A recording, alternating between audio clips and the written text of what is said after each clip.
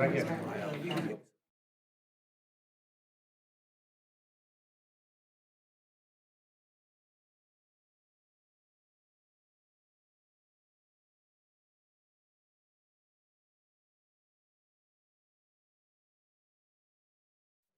Michelle, the trial is 3. Me, and they're objecting. I'm like, Judge, for 2 days goes like 5. We're getting ready to call the public portion back into session. And before I officially do that, want to give our apologies for being as late as we are. We had understood that our notice was going out saying that the public portion was going to start at 8. As opposed to our usual 7:30. My understanding is maybe the notice didn't say that. And even though we thought we had an 8 o'clock time to start the public session, you can see we're late for that. So my apologies for all of that. And now I will call the business meeting back into order. It's now 8:25, and we will start by doing a Pledge of Allegiance, and I will ask our student ex officio member to lead us. I pledge allegiance to the flag of the United States of America and to the republic for which it stands, one nation, under God, indivisible, with liberty and justice for all.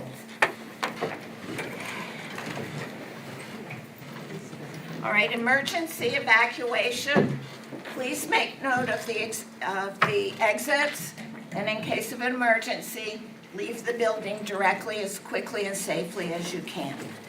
This is a no smoking, no vaping school district. Smoking and vaping is not permitted in the building or anywhere on school district grounds.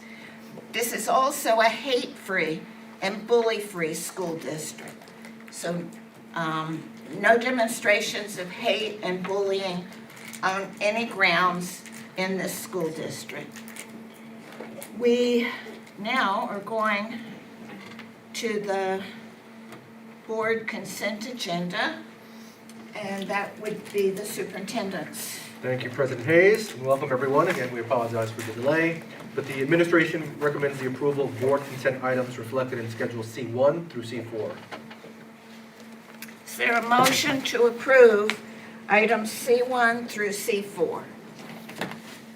A motion by Vice President DeLillo, second by Trustee Calderon. Questions, discussion? Just one question. Yes? What do we make the check out to for the Longwood Central Regional Legislative Breakfast? You know? I'll put that information in the update. In the tomorrow. update? Yep. Okay, thank you. So all in favor?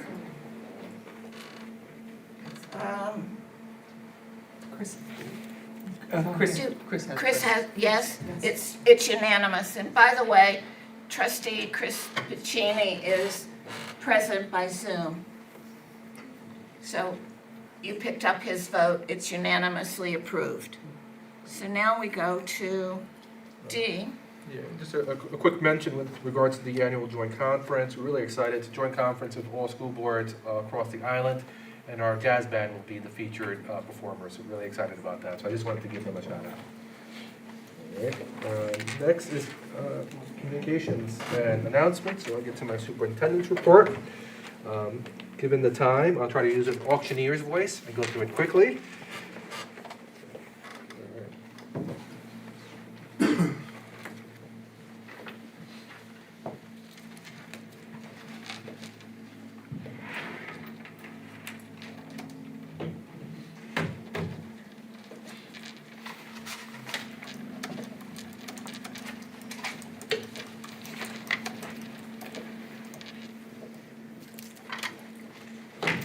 All right, welcome everyone to our January 7th meeting of the Board of Education. First and foremost, I think all of us have been sort of surprised by the weather the last month, or I should say December, having 3 snow events. I figured I'd be a quick reminder of how snow days work. I'll go through really quickly. Again, There are different mechanisms by which we communicate to the community. That there is a snow closing, primarily we use Pirate Square, which actually gives us an extended span in terms of households we can communicate with, so everyone's aware. We also included emergency contacts for our students in case they were being seen or home with their emergency contacts, so it actually spanned a little bit beyond our community. So we just want to make sure as many people are informed on a timely basis. When school is closing or called, we're always going to try to do it as early as possible so that parents and community members can make the necessary arrangements that involve childcare. Delayed openings are basically typically a 2-hour delay. When that happens though, all of our things that happen before the start of school get canceled altogether, like our preschool program or the before school program. I'm getting preschool and before school confused. At the YMCA and at South Haven will be canceled for that day. Anything happening before school obviously gets canceled, and then students follow an abbreviated schedule and get dismissed at a regular time. That too will be communicated as early as possible to accommodate our community members. And finally, there is early dismissal, which is almost never used. That's in a very unlikely event. There's some climate or weather happening that really forces us to leave early. I've never used it in my whole career, but it is an option that we can use. But when you look at it, in reality, our elementary schools still dismiss at their typical time. So whenever there's a snow event in the forecast, we typically close or have a delayed opening if it happens the night before in an effort to get the roads clear and safe for our commuters and our students. One thing I also want to emphasize, given the amount of snow we've had already, should we get an exorbitant amount of snow, we may consider having a virtual day so that we don't lose a day of instruction. We haven't had to cross that bridge yet on Long Island, but it's something that superintendents are talking about because if the farmers' almanac is correct, we may have some snow events to look forward to or to not look forward to, depending on how you look at it. Speaking of winter, we had a lot of great winter happenings in each of our respective schools. I had the huge pleasure of attending a winter wonderland at Brookhaven Elementary School, where our PE staff converted the gym space to different stations that had holiday themes, and yet engaged the students in team building activities and some different skills, from rock climbing to other things that they participated in. So I just wanted to give a shout out to the staff at Brookhaven, particularly the PE staff, Mr. Prush, Mr. Jockman, and Ms. Venuti, for just organizing this wonderful experience for the students. And when I visited on a nice winter day, I did not want to leave because it was pretty fantastic. Moving on to some more happenings with our community. We were spreading some holiday cheer. On the left, you see Santa Clark at Kramer, when they had the little Meet Santa night, which was a fantastic event for the kids. All involved had a great time, and I wanted to give a shout out to the former PTA president, Rob Starsman, who came back to play the role of the Grinch. So the kids had a great time. And on the right, a big shout out to Athletes Helping Others. They delivered gifts that were donated to our kids that attend the Head Start Pre-K Center, with our own very Mr. McAvoy serving as Santa, although he was a real Santa in those pictures. So big shout out to all of our student athletes who participated and spread some joy to some of the younger members of our community. Moving on with the winter theme, had a fantastic time at the winter concert at Vern W. Critz Elementary School. Shout out to Mr. Andrade, the music teacher, and the staff who participated in the rendition of the 12 Days of Christmas. And there you see Principal Mazziati rightfully holding up the 5 golden rings, which got the most rousing singing from the kids that were in the audience. There's a picture, you can't really see it, but I went during the day performance, and the entire audience was made up of our students. And it really was fantastic to see the joy on their faces. The same joy I saw at Kramer when I attended their winter concert. Again, it was a small chorus made up of about 32 kids. They sounded fantastic. They played recorders, had some choreographed dancing. So I want to give Ms. Stirritz a big shout out for a wonderful program, and again for spreading some holiday joy. Then we moved on to some of the bigger kids at our winter concert at Belport Middle School. Our first winter concert, the configuration was changed a little bit, which was kind of cool. What we did was we did all of our string instruments, our orchestras, our 6th, 7th, and 8th. So you could kind of see live the progression of the skill set levels of our students, which was remarkable to watch. And I have the good fortune of actually watching kids perform from grades 3 through 12. And I love, not that I compare and contrast, because they're all fantastic, it's amazing to see how they progress as they move up in the grades. That was equaled in impressiveness on winter concert number 2, where we had our 7-8, or actually we had a 7-8, 6, 7, and 8 band perform so you can kind of compare and contrast. So great event, a big shout out to all of the music staff, Mr. Sherlock, Ms. Steenkamp, Ms. Buck, Mr. Lochner, and Ms. Garcia for putting on a great couple of concerts at the middle school. Then I went on to our first concert at the high school, which is, again, lots of talent, always a fantastic time. I love the fact that the orchestra incorporated some electric guitar and bass in one of their songs that added just an element of coolness that I really appreciated.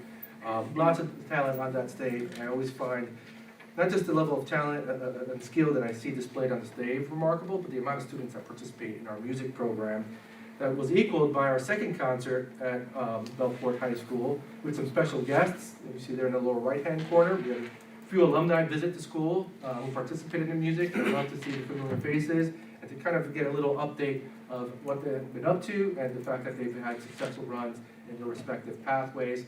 Those kids in the picture all have chosen the college route and have had a fantastic first semester. So shout out to the class of 2025 who came back to visit. Along those lines, I love when I get the seal of approval from our students, but I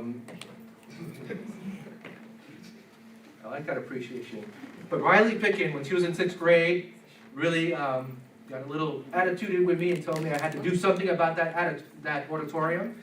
That was several years ago. And her senior year, when we got finally the capital project approved, I said, Riley, it's finally happening. Let's take a before picture. And I promised her I would take an after picture, and here is the after picture. So really shout out to Riley for being so persuasive and really being a part of the reason all this happened. So congratulations to her, and I certainly appreciate the input of our students. Moving on to some remarkable students, it's always fantastic to celebrate student achievement. So I'm going to make a couple of students feel on the spot very soon. First, I'm going to start with Gabriel Andre. Gabriel Andre is our first, yes.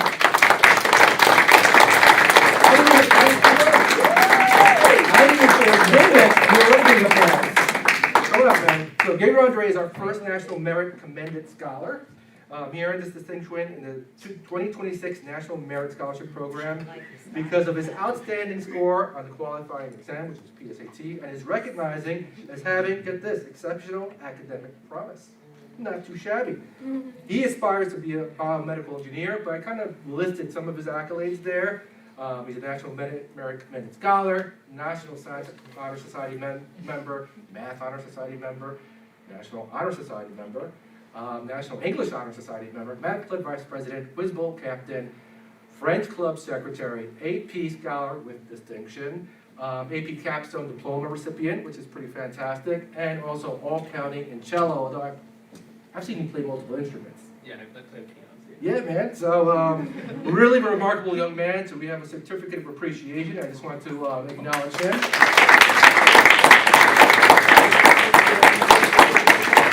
Let's take a picture with you both. So I'll call you back in a second. So congratulations again to Gabriel. Next up is Josiah Torres. Come on down. Before I go into a little bit of his accolades, Josiah is also the president of our National Honor Society, who's somewhat nervous about emceeing the National Honor Society induction ceremony, but you did a fantastic job, my friend. Josiah Torres has earned a full 4-year scholarship to Boston University. Through the Westbridge National Automatic Scholarship Program that's really just given to very few students across the country. So it really is a humongous honor. He aspires to be a cardiothoracic surgeon. So, yes, round of applause for that. I don't want to wish on myself any heart issues, but I may be coming. But besides the scholarship, he's a National Honor Society president, National Science Honor Society member, National Math Honor Society member, National English Honor Society member, AP Scholar, AP Research Certificate. He also plays varsity tennis. And he participates in the Doctors of Tomorrow program, which is pretty fantastic, where he shadows doctors, and so I think his future is bright. So please, another big round of applause for Josiah Torres.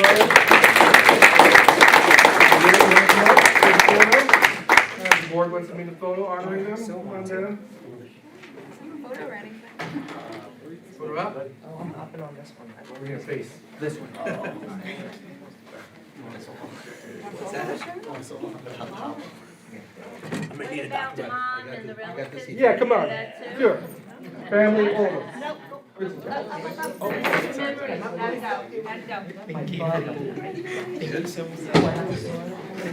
Thinking the time.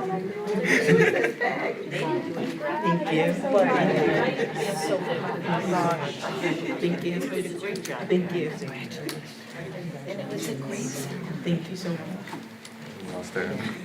Good luck, gentlemen. It's a start, right? It's a great start. Sorry. I'm not gonna get it. Yeah.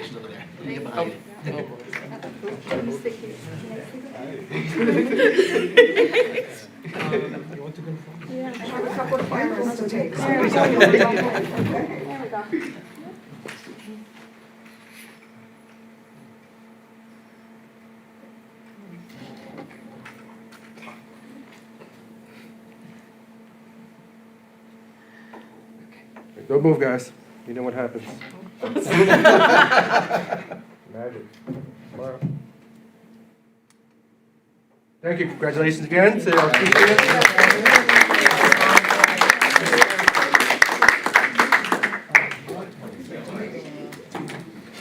I'm going to go on and we'll give Trustee Felicetta some time to get back to her seat. But again, a lot of these great happenings can be found on our website. I invite everyone to visit it and to cruise through it to get information. You can also follow us on social media. There's several social media platforms that the school implements that sort of highlights a lot of our things happening across the district. Also, if you haven't done so, please sign up to our Parent Square app. It's a means of communication that we use, not just for our parents, but community members at large. You can join the South Central Community Group. And in terms of things that are upcoming, this Saturday, we're going to be hosting a wrestling media day at the high school from 9:30 to 1 o'clock. We're going to have some fun and some photo ops to both our wrestling teams, our girls wrestling team, who competed tonight, and our boys wrestling team. So I'll be sending an invite to our trustees if you want to come and help support our teams, just to have some good fun. We also have our high school chamber concert coming up January 14th. Looking forward to that. Brookhaven Elementary School will have their winter concert on January 15th, and then Frank P. Long's winter concert is scheduled for January 22nd. And I'm super excited about this year's musical, which is Pippin, which will be performed at the high school on February 6th and 7th. Did I say Pippin funny? Pippin, it's like an exciting center. That's the only way I can say it. Yes. I also want to thank the board for their continued commitment to the South Country community, which leads me to our next presentation. A lot of what happens in our district couldn't happen without our guidance department. So to give an overview of our guidance department, I want to invite Ms. Jenna Restivo up to the podium. She is our Director of Guidance for the school district. There's a lot of fantastic work with our students and staff to help them achieve some of the accolades you saw today. Set that up. I'm going to take it from there. And you just have to use the arrow. Yeah.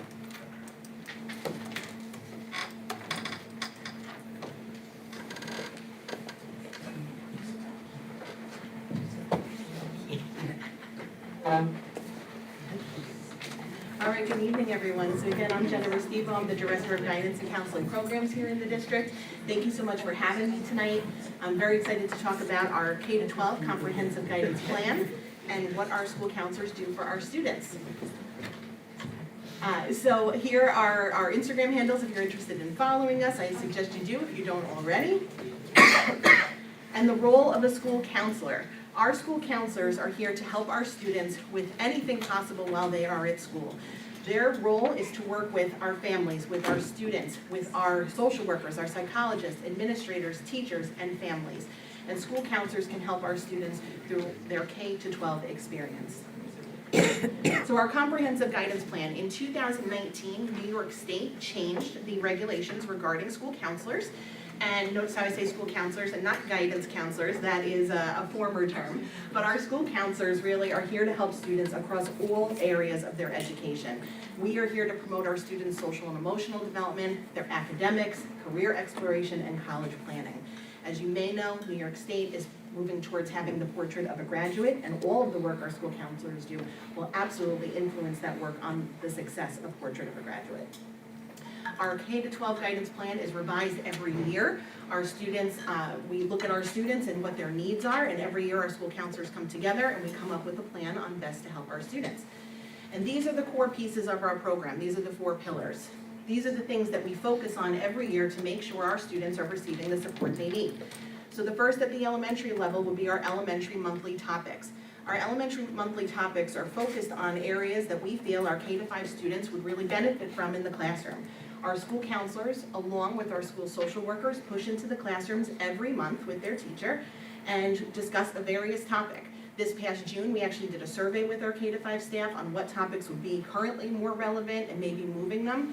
We actually got some really great feedback about, for example, making friendships. We had done that as a spring topic, and our staff said, you know what, that would really be better as a fall topic because it's the beginning of the year and they're with new students in the classroom. So we moved it to October. This January, we're doing conflict resolution and problem solving with our 2nd and 5th graders, and all of our students have access to an elementary school counselor and these topics throughout the school year. They have monthly morning announcements and themes, bulletin boards, all themed with these monthly topics. For our secondary students, a big crux of our program are meetings called IPR. So you might hear that phrase every once in a while. That is an individual progress review meeting. Every single student at South Country gets an individual meeting with their school counselor a minimum of once a year. And at that meeting, they talk about their academic goals, what that student's personal goals are for their classes, for after college, for after high school. Are they going to go to college? Are they going to go to trade school? What programs might they want to do when they leave us? What are their hopes? What are their dreams? And their social emotional well-being. So every single student has one of those individual progress review meetings at least once a year. Academic planning is a big role for our school counselors with our students. Again, every year, our counselors in grades 7 through 11 meet with our students individually to discuss their course planning for next year. We are actually in the thick of that right now. We started in December, and our students meet with their counselors to talk about how are they doing right now in their courses and what courses are available for them the next year. But it's not only about the next year, it's about the years after that too. So, okay, I think I'm ready to take a higher course, I want to challenge myself. Or maybe I'm not ready yet, how can I do it in the future? And that's what our counselors do with our students. They do a 4-year mapping. What can I take in middle school? What can I take in high school? And then what happens when you leave us? What happens when you graduate? How do I have those courses available to me? And then one of the biggest pieces of our program, college and career readiness. K-12, our school counselors focus on college and career readiness for our students. How do we prepare them for what happens next? So that starts in kindergarten. Starting in the elementary schools, we have a full week of college exploration every March. That's our March monthly topic in those elementary themes. We do a career day where we have a guest speaker come in and do an assembly with the students. It is one of my favorite days of the year.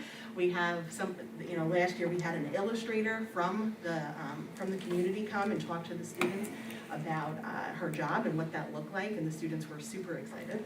And we really have a great opportunity to do different lessons with the students. They do a dress-up day of what they want to do when they grow older, so it's really a great day. At the middle school level, we do College and Career Month, where once a week we do a different activity with the different grade levels. I'm very excited to announce that one of those activities this year for our 8th graders is going to be the first ever college fair for the middle school. So we do a college fair every year at the high school level, and this year we're going to do it at the middle school for our 8th graders. So we are inviting some local schools, 2-year schools, 4-year schools, and trade schools to come to talk to students about what they can start thinking about now of what's available to them in the future. We don't want college and career to be something the first time they're hearing that is in 10th grade. We want them to hear it when they're younger. Another one of our activities that really shines at our middle school for college and career readiness is our budget day presentation that we do with our 7th graders. Our 7th graders go to the library and they get assigned a career, and they learn about what skills they'll need for that career, how much money they'll make in that career, and what kind of schooling they need for that career. They then go to different stations throughout the library where they get to choose, well, what kind of car am I going to drive? What kind of house am I going to live in? And how do I afford that based on the money that I'm making in that career? And it's really funny to watch them all pick the Tesla and then very quickly go back and pick something else. So they'll realize how quickly money can go, and can I really afford that Netflix account or can I not? So it's really a great opportunity for them even early on to realize, oh, what's a budget and how does that work? At our high school level, we have our college and career fairs every year. In the fall, we have a college fair for our 11th and 12th grade students, and in the spring is our big fair. We have both colleges and careers represented. Last school year, we had over 100 colleges, over 30 careers of career professionals within the community, and they came to talk to our students about what it takes to be in that career. So it's definitely a great day. Some highlights, I'm gonna point out some highlights from the class of 2025. Our seniors that just graduated in June did some wonderful things. This is actually a link to a larger document, but I'm gonna highlight some of those achievements. So last school year, I know Mrs. O'Hagan's presentation, she presented to you that as of August, our graduation rate at the high school was 91.3%. Breaking some of that down, some highlights from that was 126 of our seniors that graduated got an advanced Regents diploma. From those, 36 received the seal of biliteracy, and 296 of our graduates received the seal of civic readiness. So if you do that math, 97% of our graduates received the seal of civic readiness. So that is a fantastic achievement. We did take advantage of those major life exemptions for some students. I know there was a question from one of the trustees about that. And there 31 students were granted a major life exemption, but not all of those were seniors. Many of those were actually underclassmen that will use that upon graduation later, but there was a total of 31 students granted an exemption of one or more exams. So what happens when our students leave us? What happens when they move on after South Country? Our post-graduation statistics are pretty steady year to year. Historically, over the last few years, our four-year school college going rate is around 40%. Our two-year rate is typically around 35%. College and career tech programs, and that would be like going to BOCES or straight to a career tech ed program, is around 10%. Employment is typically around 15%, and a military rate is typically around 5%. Our goals for our students, when they leave here, we want our students to be one of those three E's. We want them to be enrolled, enlisted, or employed, and our students are doing that. So the question then becomes, well, where are they going? So it's a big list. You're gonna see here, this is every single school one of our students went to from the class of 2025. You will see that the majority of our students do stay in New York State. 81% of our seniors last year stayed in New York State. 19% went out of state. So they're as close as New York and New Jersey, but as far away as Texas and Hawaii. So we do have a wide range of schools. If you look on that list, you have some pretty impressive names and some really great places where our students were able to go. College Board Testing Day, as you may know, for the last several years, we have given our students in grades 10 through 12 the opportunity to take a College Board exam while in school. This is a really great benefit to our students because we are breaking down barriers for students to have access to those exams. The College Board really promotes this program because students don't have to worry about taking the exam on a weekend. You know, they're only offered every couple of months, and they're only offered one day of the month. So if you have something going on at home, you have a family obligation, you have a club or an activity that might have something going on, getting to that test might be difficult, especially if that test isn't being offered in your school district. So by offering it here at the school, every single student has access to these exams, and they don't have to worry about the cost of the exam. The rate of our students taking the exams has risen. So we had 183 seniors take the actual SAT while at school this school year. We had 262 sophomores and juniors take the PSAT. So it's been a really great opportunity that our students are taking advantage of. On-site admissions. So for those that might not be familiar, on-site admissions is a really fantastic program where we invite college representatives to come to the high school and interview our students on-site. They meet with the students, look through their resume, look through their transcript, and they are given the opportunity to do an interview and possibly receive an acceptance on site. Many of these colleges actually waive the fee to apply to that college when they do on-site admissions. So not only are the students walking away with an acceptance, but they also did it for free, which is a nice benefit. And some of the schools on this list actually will also tell the student if they might receive a scholarship. So some students walked away with an acceptance and money. So it's a really great thing.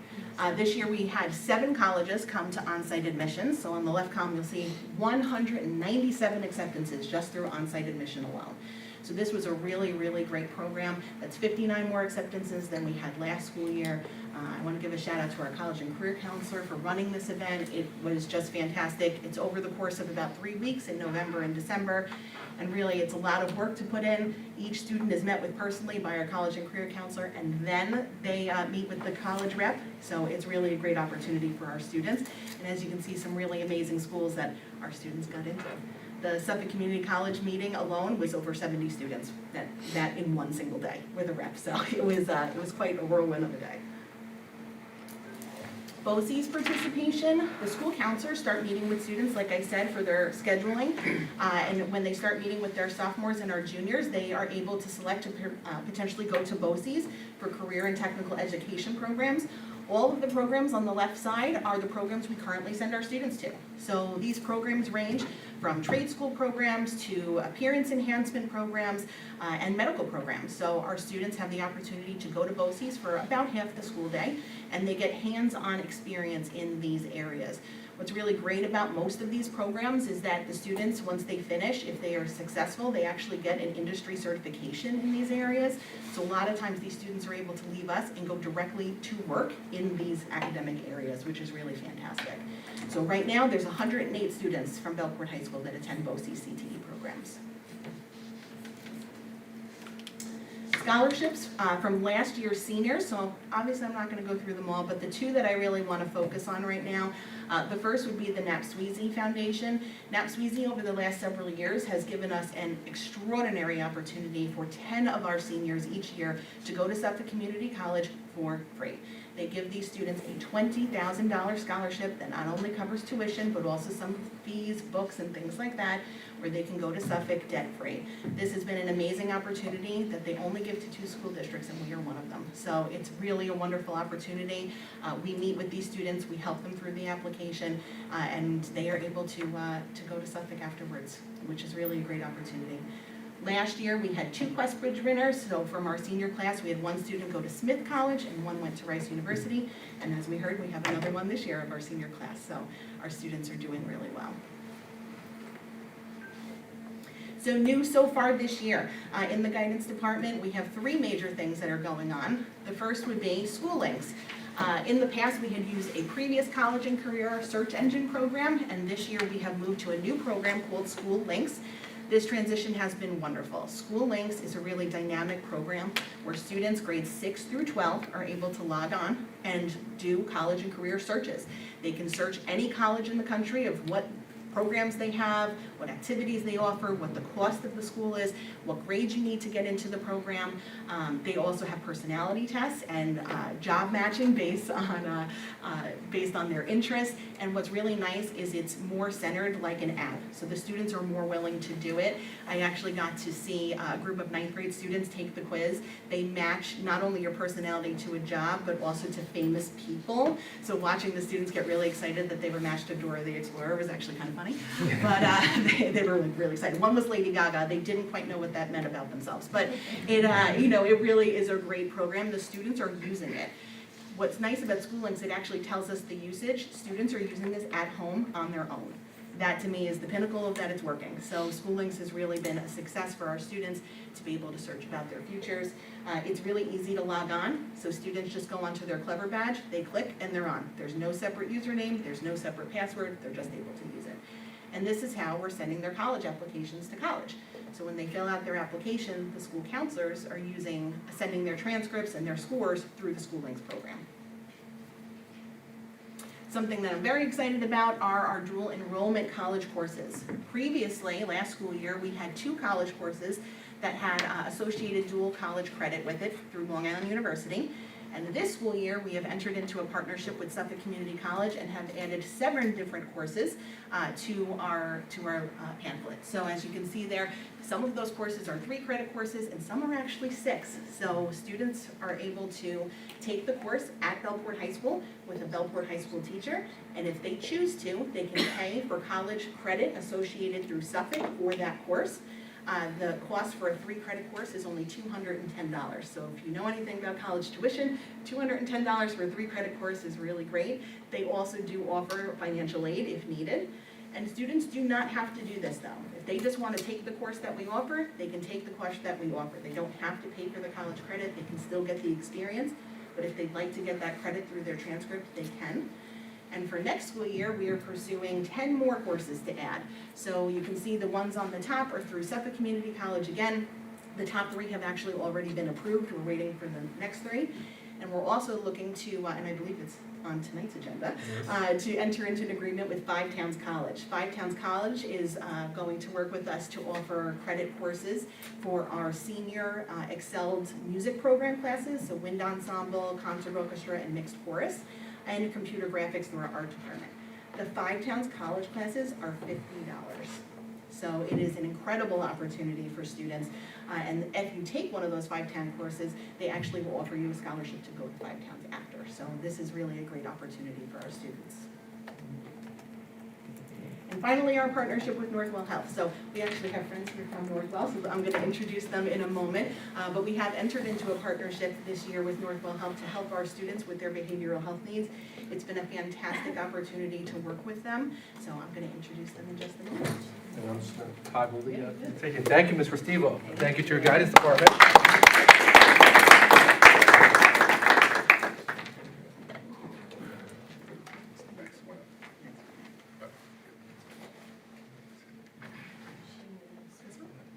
Slideshow. All right, so I'm going to introduce Dr. Scott Falkowitz and Dr. Vera Ferrer to talk about our Northwell partnership.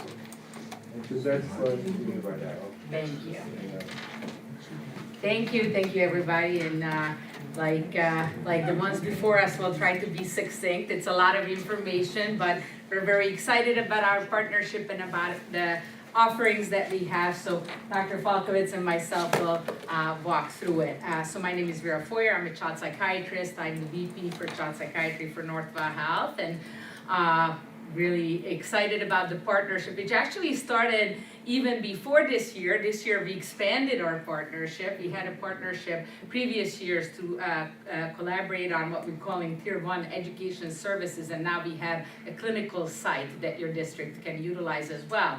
But really our work together is motivated by the need for more mental health services, in particular in this area of Long Island where there's not a lot of services available for families, and to help decant from hospitals, from emergency rooms, and provide students and families immediate access, and then do that together with schools who are very well positioned to work together with us in terms of early recognition and prevention efforts, and destigmatizing mental health and mental health care, and promoting equity, making sure that everybody has access to care regardless of an ability to pay, and really help make that as seamless as possible. So our model for school mental health services really follows the multi-tiered systems of support that is familiar to schools in many different ways. I know everybody has a pyramid. I always joke, this is our pyramid. And our pyramid is really starts with the basis, which we have been doing with your district for 2 years now, which is the Tier 1 services, education, professional development for your staff, opportunities for them to take credit-yielding classes, opportunities for the community to get education and services, and for the students to get some education. And we have pushed into your district on various occasions to do different events, and we're excited to do even more of that as we go forward. On Tier 2 is as-needed supports. Those are consultations. Sometimes, the guidance team, the department, the special education department needs support with assessment from a psychiatrist or a neuropsychologist to guide education plan development and so on and so forth. And so we're able to support those as well. And then last and certainly not least, the big expansion this year has been the Tier 3 services, which is an actual physical clinical site in Riverhead where families can come and access our services on the same day if needed. And because I knew that I'm not gonna see this from a distance, I do have it pulled up on my phone. We do have some numbers to share with you guys. So actually in the last 2 years, your teams have utilized our education services quite a bit, which is really exciting to see the engagement and the interest from the district. The big orange bars indicate professional development sessions. So in the last 2 years, across 70 different sessions, South Country team members were present at 47 of those sessions with 186 participants. So your team members are coming and getting trainings on the various different topics, and we offer about 50 different classes throughout the year for the staff. They're also coming to our regular collaborative meetings, which is really exciting to see, and your community has started to use some of our community education offerings as well, which is the yellow and the blue columns over there. Tier 3 is the clinical services, so we did want to share back some initial data. Just since the beginning of this school year, we have seen 35 individual students. Those students had some additional follow-up appointments. Half the students that are recommended by the school team to come actually make it to the site, which is really great. For now, most of the referrals are coming directly from school professionals. However, as we mature into the relationship and as the community learns more about the services being available, I really want to highlight here that students do not need to be referred by the school district staff. Families can seek out care on their own, and since it is care protected by any other medical care, healthcare privacy protections that we have, the connection with the school is contingent on the family's agreement for us to be able to connect and collaborate, which is of course their discretion. So suffice to say that it's a great beginning of the year in terms of the district utilizing the services. Kids are coming, getting seen. Our average for crisis appointments is within 6 hours we see kids, so it's really typically the same day. So it's instead of an emergency room visit often, we've been able to navigate kids into higher levels of care to the hospital, to the partial hospital as needed. So we've already done that together for your district as well. So the rest of the presentation I'm going to give over to Dr. Falkowitz after I introduce him and the rest of our team. So Dr. Falkowitz is the Associate Director for the program. The rest of the people on this slide is our administrative team. Your district will encounter most of them in terms of like emails and meetings and organizing all of our offerings. And then we do have other partners in the health system. We work closely with our South Oaks Hospital partners for their offerings in terms of vocational trainings and partial hospital inpatient units. And then Ann Vanderveer and Bianca are part of our teams as well, where we offer student-facing programming, direct-to-student health education. We can come and push into health classes with mental health-related content, assemblies, other things to help enhance the offerings that the district has for the students and the community. And we also have a student advocacy program. And this is your Riverhead and Clinical Hub team. The Riverhead team is on the unframed side of the slide with our nurse practitioners, our care coordinator, our clinicians, and then on the other side, our doctors and our behavioral health counselors that are supporting the site from our hub, which I'm gonna hand over to Dr. Falkowitz to talk about the center and the rest of the services. Thank you so much. Thank you, Dr. Boyer, and thank you everybody here for being here. It's actually my distinct pleasure of being in this room for the second time in the past 6 months, so it's very nice to see familiar faces. So to highlight a little bit about really what makes this all so important to us, doing the work and being here is this connection that we have with you and with your community. So a lot of that work, especially this year, is able to happen at our Behavioral Health Center in Riverhead, which is one of our really newest buildings, really, in Northwell of recent memory. And we have this wonderful space right on Main Street, right down the road from the aquarium, that actually houses, bless you, but not only our Behavioral Health Evaluation Center, where we're seeing kids from your district, but it also has a full outpatient clinic and a partial hospital as well. So on multiple levels of service, essentially, so that we can really meet the needs of the community for sure. And to really just give you a glimpse into what we're doing when your students, your families are coming to see us, we really are providing a comprehensive psychiatric evaluation, but we're doing it in a way that is intended to be comfortable, personal, and warm, pulling away from the sometimes difficult experience of an emergency department, especially for those who are coming to us for crisis. So what are we providing at those visits? Well, we're providing that urgent access, either same day or typically within a day or so, or within a week, so that we can do a full assessment of any needs that child might need. There are really no reasons that somebody should not be able to come to us, except for very specific ones. And really the idea here is that we'll be able to, again, comfortably assess for mental wellness in a lot of different areas, and then very importantly, connect those students in need to the services that they need. We all know that it's a very tangled web to navigate the mental health system, so a big goal of ours is to really make that connection happen, and that has been happening very well. And that is thanks to our dedicated care coordinators. So we have a whole team who really their job is to make sure that these connections happen and that these families don't receive a list of 20, 40, 70, options, but, the real people that they can connect with here and now, insurance-based, local, etc.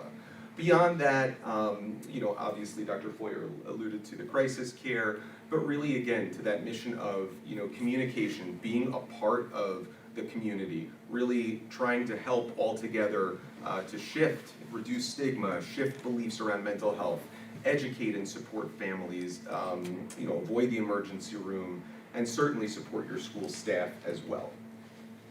In terms of the community, as you can hear, in much of what we're saying, I mean, we are not here just to connect with the kids, but really to connect with the community and to help prevent downstream mental health negative, consequences. So one of the ways that we try to let the community know about these opportunities is through our newsletter, which is sent out the first week of the month, first Monday of the month, and we sent it out actually the other day. There is a community version as well as a professional version. And this is definitely an appeal as much as possible to get that newsletter out to your community through the whatever channels, the PTA, etc. It is where we really list the events that are upcoming and provide really direct information about how to access the services. So a really, really useful way to let your community know about the partnership and what's available. These are a few of the community education series that we have going. These are sessions that cover a wide variety of topics, and they are all topics that really the communities have told us they want. So we do survey the community at the end of the year, and then over the summer as we're preparing and organizing our educational opportunities, we want it to be what you need and want.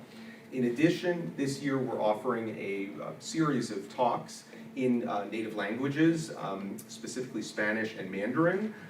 So that's something that there are a number of sessions that are coming up where those sessions will be delivered by some of our clinicians, one of our Mandarin-speaking psychiatrists, as well as a Spanish-speaking psychiatrist and other clinicians who are native Spanish speakers. So we're really, really proud and happy to be able to offer that very comfortable experience for those families.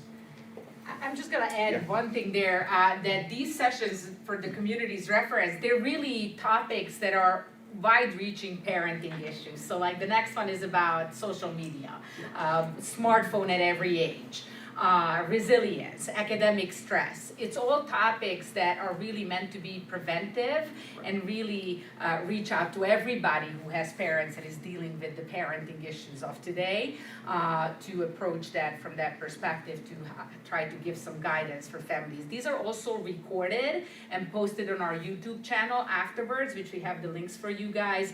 So if people can't come to a session in real time, the offerings are there after as well. Absolutely.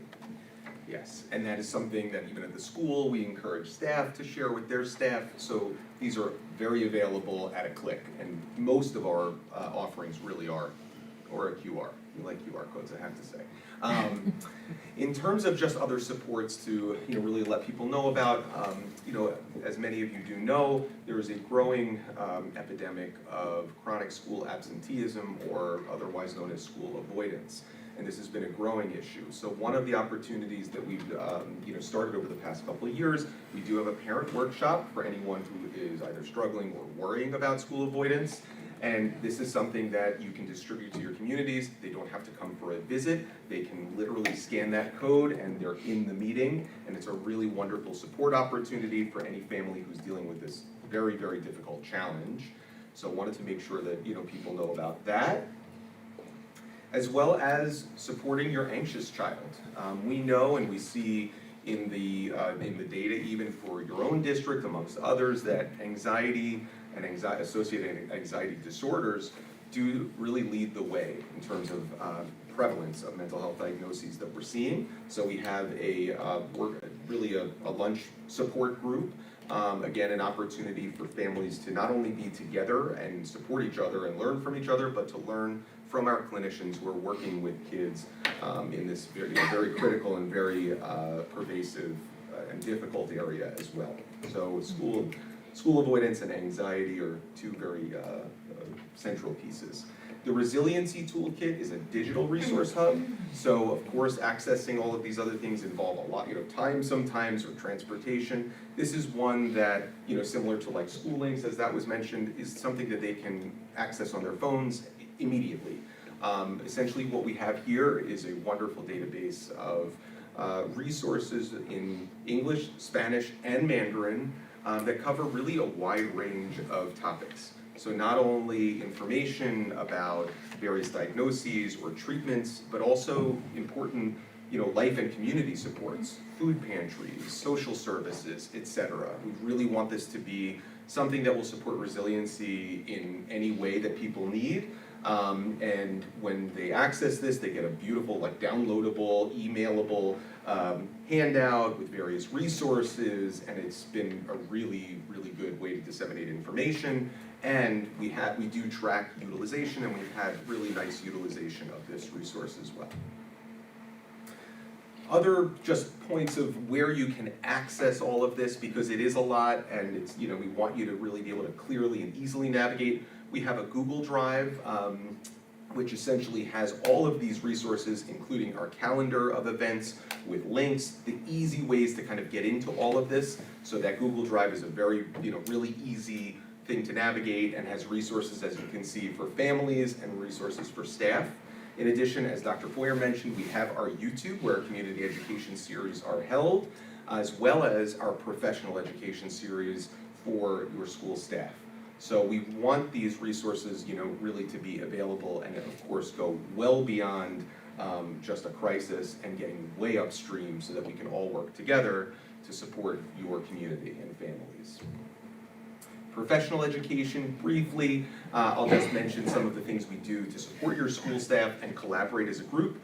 So every Wednesday we have a different meeting. We actually held a meeting today, our updates and district collaboration meeting, where we really get all of the school partners together to talk about all different things going on in their districts and share some time together to enhance their practices, make sure they're doing, sort of the state of the art that you need. And as you can see here, there are various other offerings that are both educational as well as supporting the well-being of your staff who, are really dealing with some of the highest stress and highest strain parts of the job. And then district-specific meetings. Every year we do meet with your PPS staff and your administrative staff to review, how are we doing and what can we do better. This is something that is I'd say our program is always, it's always flexing and always trying to grow and, really reach out in the ways that we need to get better at this. So we want feedback, we look for feedback, and fortunately you're a very engaged partner and you give us wonderful feedback and we need that, so thank you for that. As we look sort of, up to date at this point of what's been kind of happening in terms of professional development, we've had about 50 sessions, I guess I could say. And I think the really nice thing is, not only does it cover a wide variety of topics, but to your staff, they're not only, they're getting the information, but again, getting those credits, which, everybody needs those continuing ed credits, so we want to make it really, to their benefit, I guess. And then student education. So, the students are really the ones who, of course, we need them engaged, we want them engaged, and they want it as well. So, we have a really wonderful partnership with our community outreach staff who really cover a variety of topics, as you can see here, that are, not mental health specific, but wellness, life, how to lead healthy, successful lives. And these are a variety of topics amongst many others that, can be provided, and sometimes the district will ask for us, to present specific on, on some of these specific topics. So, again, community outreach, we mentioned one of our partners earlier, Ann Vanderveer and Marina. We have some great partners who are helping us to access your students directly. And then Cohen Strong Mental Health. And this one always, my heart starts to beat a little faster, because This is a really amazing program. So this is our youth advocacy program, and what this is it's inviting upperclassmen from your high schools to participate in a program where they essentially develop as advocates for mental health, leaders in your community. And it's a two-phase program where they first are certified in teen mental health first aid, and receive full certification, receive a number of lectures in the first half of the year around various things from Northwell experts, career, research, etc. And then in the second phase, they put it into action. And it's really amazing to see this, but they develop a program for your community that will benefit your students, and they have the opportunity to travel with us to Albany and to Washington, D.C. to meet with lawmakers and advocate for better mental health for, for their colleagues and their peers. It's an amazing opportunity that's up in Albany, and it's just very inspiring, like the two youth earlier, just to watch the kids do what they do is incredible. And our advisory board. So as we said, feedback is very important, connection, very important. And our advisory board is one of the ways in which we're able to really have that and also make sure that we're getting better and continue to do so. So we welcome families, educators, students who are interested in being a part of our advisory board. We have several meetings a year, they're virtual, and it really is an opportunity to advance, expand, meet the needs of the communities, and really hear the youth voice to make sure that we're doing this in the really the most optimal way. In addition, critical incident support is something that we've developed in the past couple of years. Unfortunately, we all live life in our community, and sometimes our community has really horrible and unfortunate events. So this is a partnership that between ourselves and some of our staff who support trauma and resilience. We are here for you if there is any kind of community need, if there is a major change, a major loss, it really could run to whatever the district would need. But if there are times of either emotional distress, community distress, we're here to support you, and we will come and be here with a team to support staff, students, whoever needs it, we will be here. Otherwise, this district event request form is just allowing the district to request, specific things. We love, again, to be here and be physically with you. So, coming to deliver one of those specific topics. If you want to come to us and come hang out at the Riverhead Center and check it out, please do. We love to have visitors. Like we said, the postvention or crisis support, us being there when you need us. Wellness fairs. So if there's anything where you think it might be an enhancement to have us there, meeting your kids, really having very kick-back conversation about mental health and really, again, enhancing that connection, let us know, and this is one of the ways the district can do that. And really, again, just the emphasis on partnership. We all live this life together. We want to help our communities thrive and, be safe and be well. And it comes with so many thanks for all that you do to obviously support us, but also collaborate with us and, really tell the families out there that we're doing some good. So thank you for allowing us to be here tonight with you, and Happy New Year. Thank you. Thank you. Thank you for the service you provide. I don't know if any of the trustees have any questions. Just a quick question, how long have you been working with us? So we had the services for education since last academic year, and this academic year you joined the Riverhead site, which had physically opened for this school year. Wonderful. And they work directly through the guidance department? They work through the guidance department directly, but they work with multiple staff members in providing professional development. I mean, you guys have better things to do. You guys run the whole show, so thank you very much for taking the time to. Absolutely, our this is pleasure. really Yes. important, yes. Yeah. And I do want to give a shout out, only because even when we had a crisis a couple of years ago, passing one of our staff members, they were quick to the scene and provided support staff. So I just want to show my appreciation for that again. It's been a remarkable partnership that we're proud of. Yeah, very much so. I will take a ride out to Riverhead. Come, Come, Come. hang, let us want know. coffee. Our emails are in the presentation, I see so that. please. I- I'll take the ride. Yeah, just reach Yeah, out, let let's us do know, that. we'd love to show you around, and the team is lovely out there, I was just there today. brand new Okay. space. I was gonna go one step further and ask if you have any plans to have a satellite office closer to us? Yeah, that's a common question, and at this point, my answer's not right now. I do think that, maybe in the future, here in the south part of Suffolk County, there is a need. There's other districts that are even further than you from Riverhead. I do recognize River is much closer than the Children's Hospital, but it's still a hike. Not right now, but maybe in the future. I know Mr. Stevel actually timed the trip, it was like I 20 did, minutes. 23 minutes from this building. So I left here and went there. It's a doctor's office. It's very calm and it's comforting. It's easy right in to the park, center of it's town. it's like Going an through the office Oakdale building, it's Merge. much easier. Yeah, you go that way. So it was 23 minutes, Jordan. Yeah, it's against traffic, Yeah. parking's easy, yeah. And the access, it really is swift, if it's the same day, we're gonna do it, and if not, it's, usually within the week. It's not an urgent Or, issue. you're right, right. Thank you so much. Absolutely, our pleasure, for thank having you us. guys. All right, thank you all.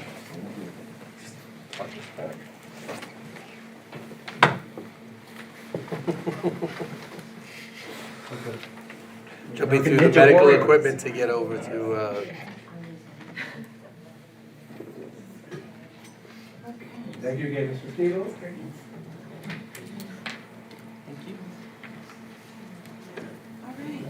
All right.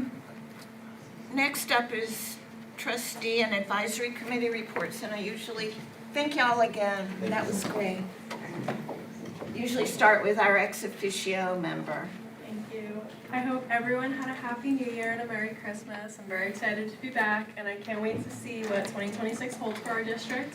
To end 2025, our student council ended our food drive where we distributed the food to Lighthouse Mission and 3 other local churches. I just want to thank the community for their support and donations. I would also like to congratulate Mrs. Moriarty's 4th period pre-cal class for donating the most food, donating around 130 cans. The Student Council kicked off 2026 with our first meeting where we discussed issues our student officers and board members see throughout the school and thought of ways that we could get more students involved. Our exec board will be meeting with Mr. Pavel in the next few weeks to discuss these issues. And our board and officers continue to fundraise for our leadership conference in DC, which I'm very excited for. Okay. Normally I have everybody else go first before I speak, but I want to speak first tonight so I can listen to everybody else. Basically, my report is, I'm gonna skip the fun things that I did, including going to the wrestling event this evening right before the board meeting, concert at Bellport Middle School, and make only one comment about that.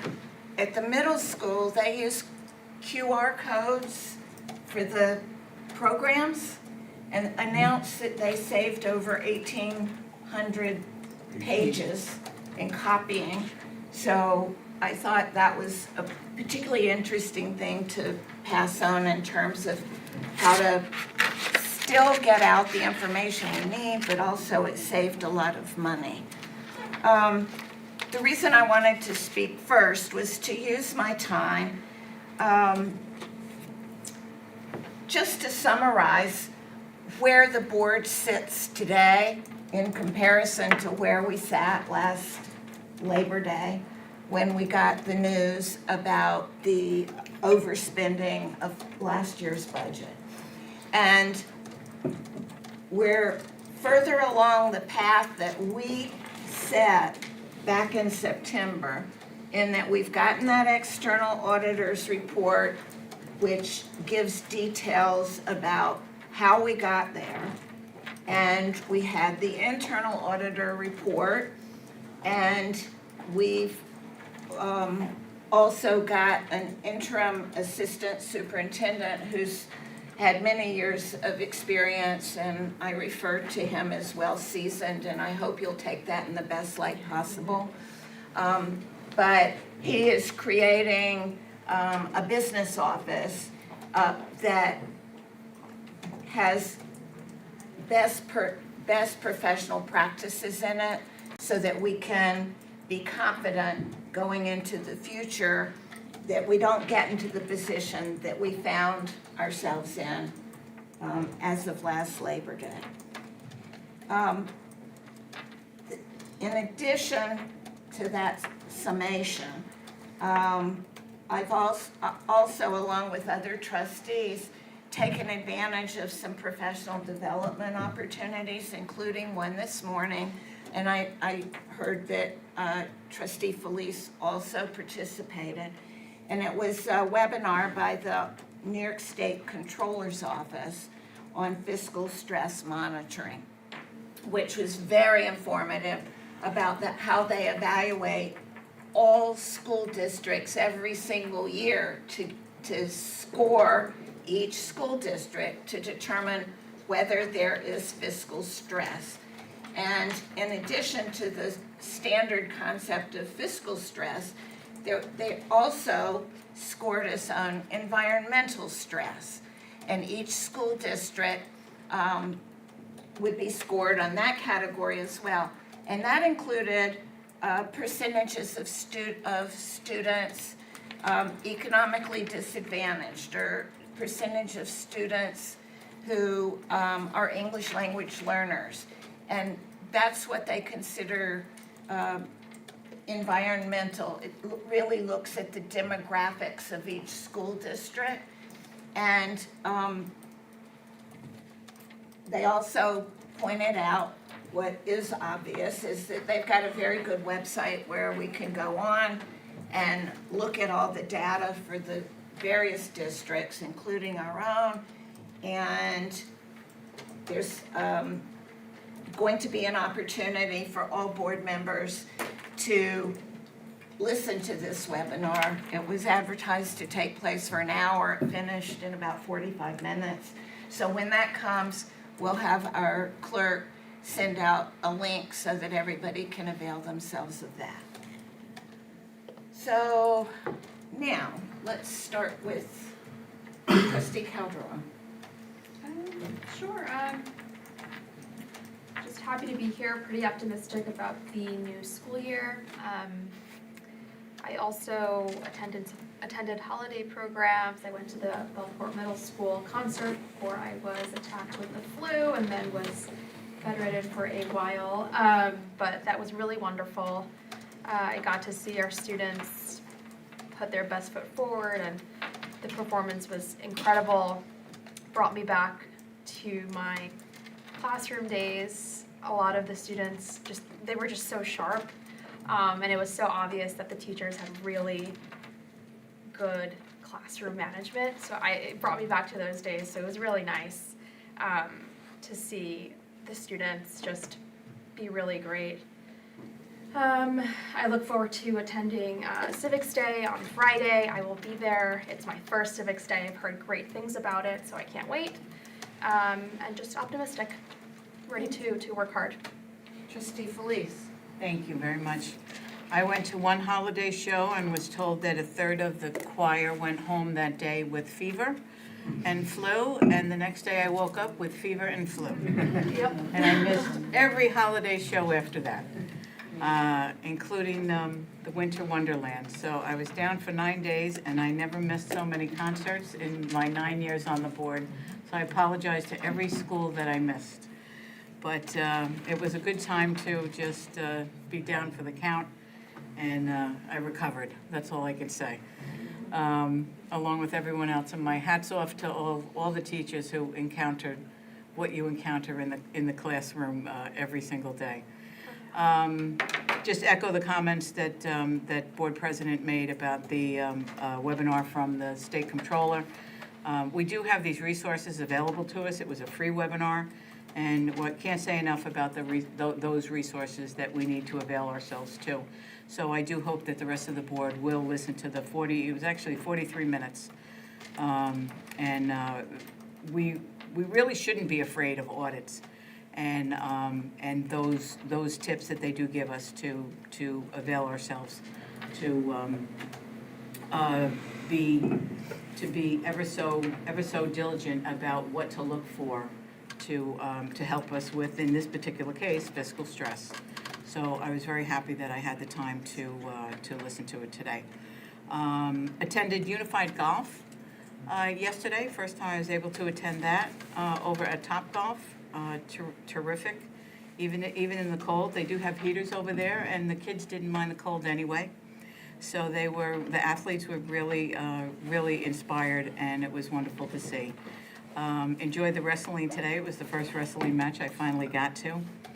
And as far as what we are going through, still studying the reports and the treasurer's reports, I'm going to be asking a number of questions of our interim business manager of the October and November treasurer's report that we have tonight. I want to make sure that we're sending the right message to our staff about what we're doing. And so I will reserve those questions at that time. But just know that we are, everyone here, like we have said at each of our meetings, taking this very seriously. And then we also have another presentation tonight that we're looking forward to, further long-term solutions.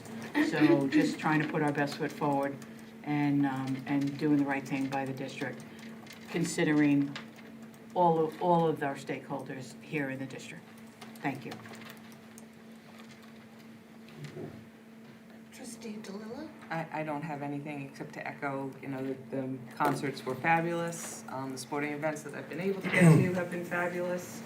I love what our staff puts together. And I love how our kids are really into being where they are at everything. I think that comes across. When the kids are enjoying it, it makes the audience or the spectators enjoy it more. And that comes from the staff. So, that's it. Trustee Felicetta? I'll echo the same. I went to Winter Wonderland and a couple of athletic events. Just great to see the kids doing what they do best, and it's always glad to see them in that atmosphere. Trustee Ross? Well, I attended many of those events, but not because I'm a board member, but because I'm a parent, so there's sort of a requirement on that end. For you guys in the room, as I said, I don't usually talk about those events. The next month's coming up, the budget. That really is the topic that a lot of the people who are your neighbors, who are around, are concerned with, where we're gonna go. We need a budget. We need to make sure kids in the classroom, make sure programs are running, ask questions. Don't expect that when you come in here, this is the only place to ask questions. We all live in this community. If we can't explain it to you on the outside, how can we understand it up here? So ask us questions. Don't be afraid to come. Anybody who sees me, you see me at the gym, you see me at different places in town, ask me. My kids will yell at you because everybody talks to me and they hate going out to the store with me. Takes But an hour and a half to get a 15 5 minute, minutes of grocery shopping. 100%. And that happened before I was a board member. So from that end, it's no change. But ask us questions. We want the budget. Things need to keep moving forward. We stepped in a pile. From that end, it is not a project that is going to, or a problem that is going to go away overnight. Keep asking questions. There's gonna be a plan, it's gotta move forward. But as everybody heard with all the things going on tonight, life still goes on. It's no different than our household. We get an ugly bill, something breaks, something fixes, life still goes on. I still gotta show up at work, I still gotta pay my other bills, I still gotta get things done. So please don't miss that and don't miss that opportunity. All right. Oh, Mr. You wanna- Puccini. He had to Mr. step away. Puccini? He had to step away. He may be able to come back, but he had to step away for the moment. All right, then we'll go back to him. All right, guide to board meetings, this is public commentary.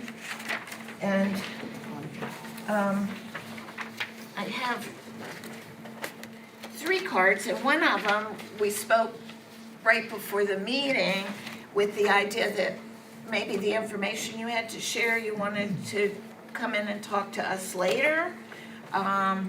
But if you wanted to comment, I'll put this back in whatever. Well, let me call first, in order. Vincent Alou? Good evening, everybody. Oh, and let me just comment, I'm doing this a little out of order because there are only 3 cards, and instead of having them sit through the whole meeting, You're in charge. I'm right. I just was gonna make it blatantly obvious about what I'm doing. There you go. So, Mr. Alou, Yes. Okay, thank your you. turn. You have 3 minutes. Okay, I'll make You it. don't get to talk about individual people, Mhm. employees, or Okay. anybody else, and Fair enough. ready to go. Okay, very good. Vinnie Lou, 255 Clinton Avenue, East Patchogue. I want to thank the board for the opportunity to speak tonight. My name is Vinnie Lou. I have been a resident of this school district, South Country School District, for 17 years. As a local taxpayer, I've helped support our school budget year after year.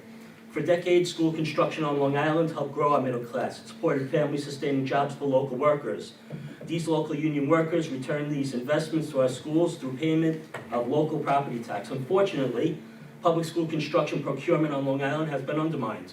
Poor decision-making by our school boards, who are either unaware or have turned a blind eye to the fraud or abuse in our school construction, has reduced competition and driven up costs.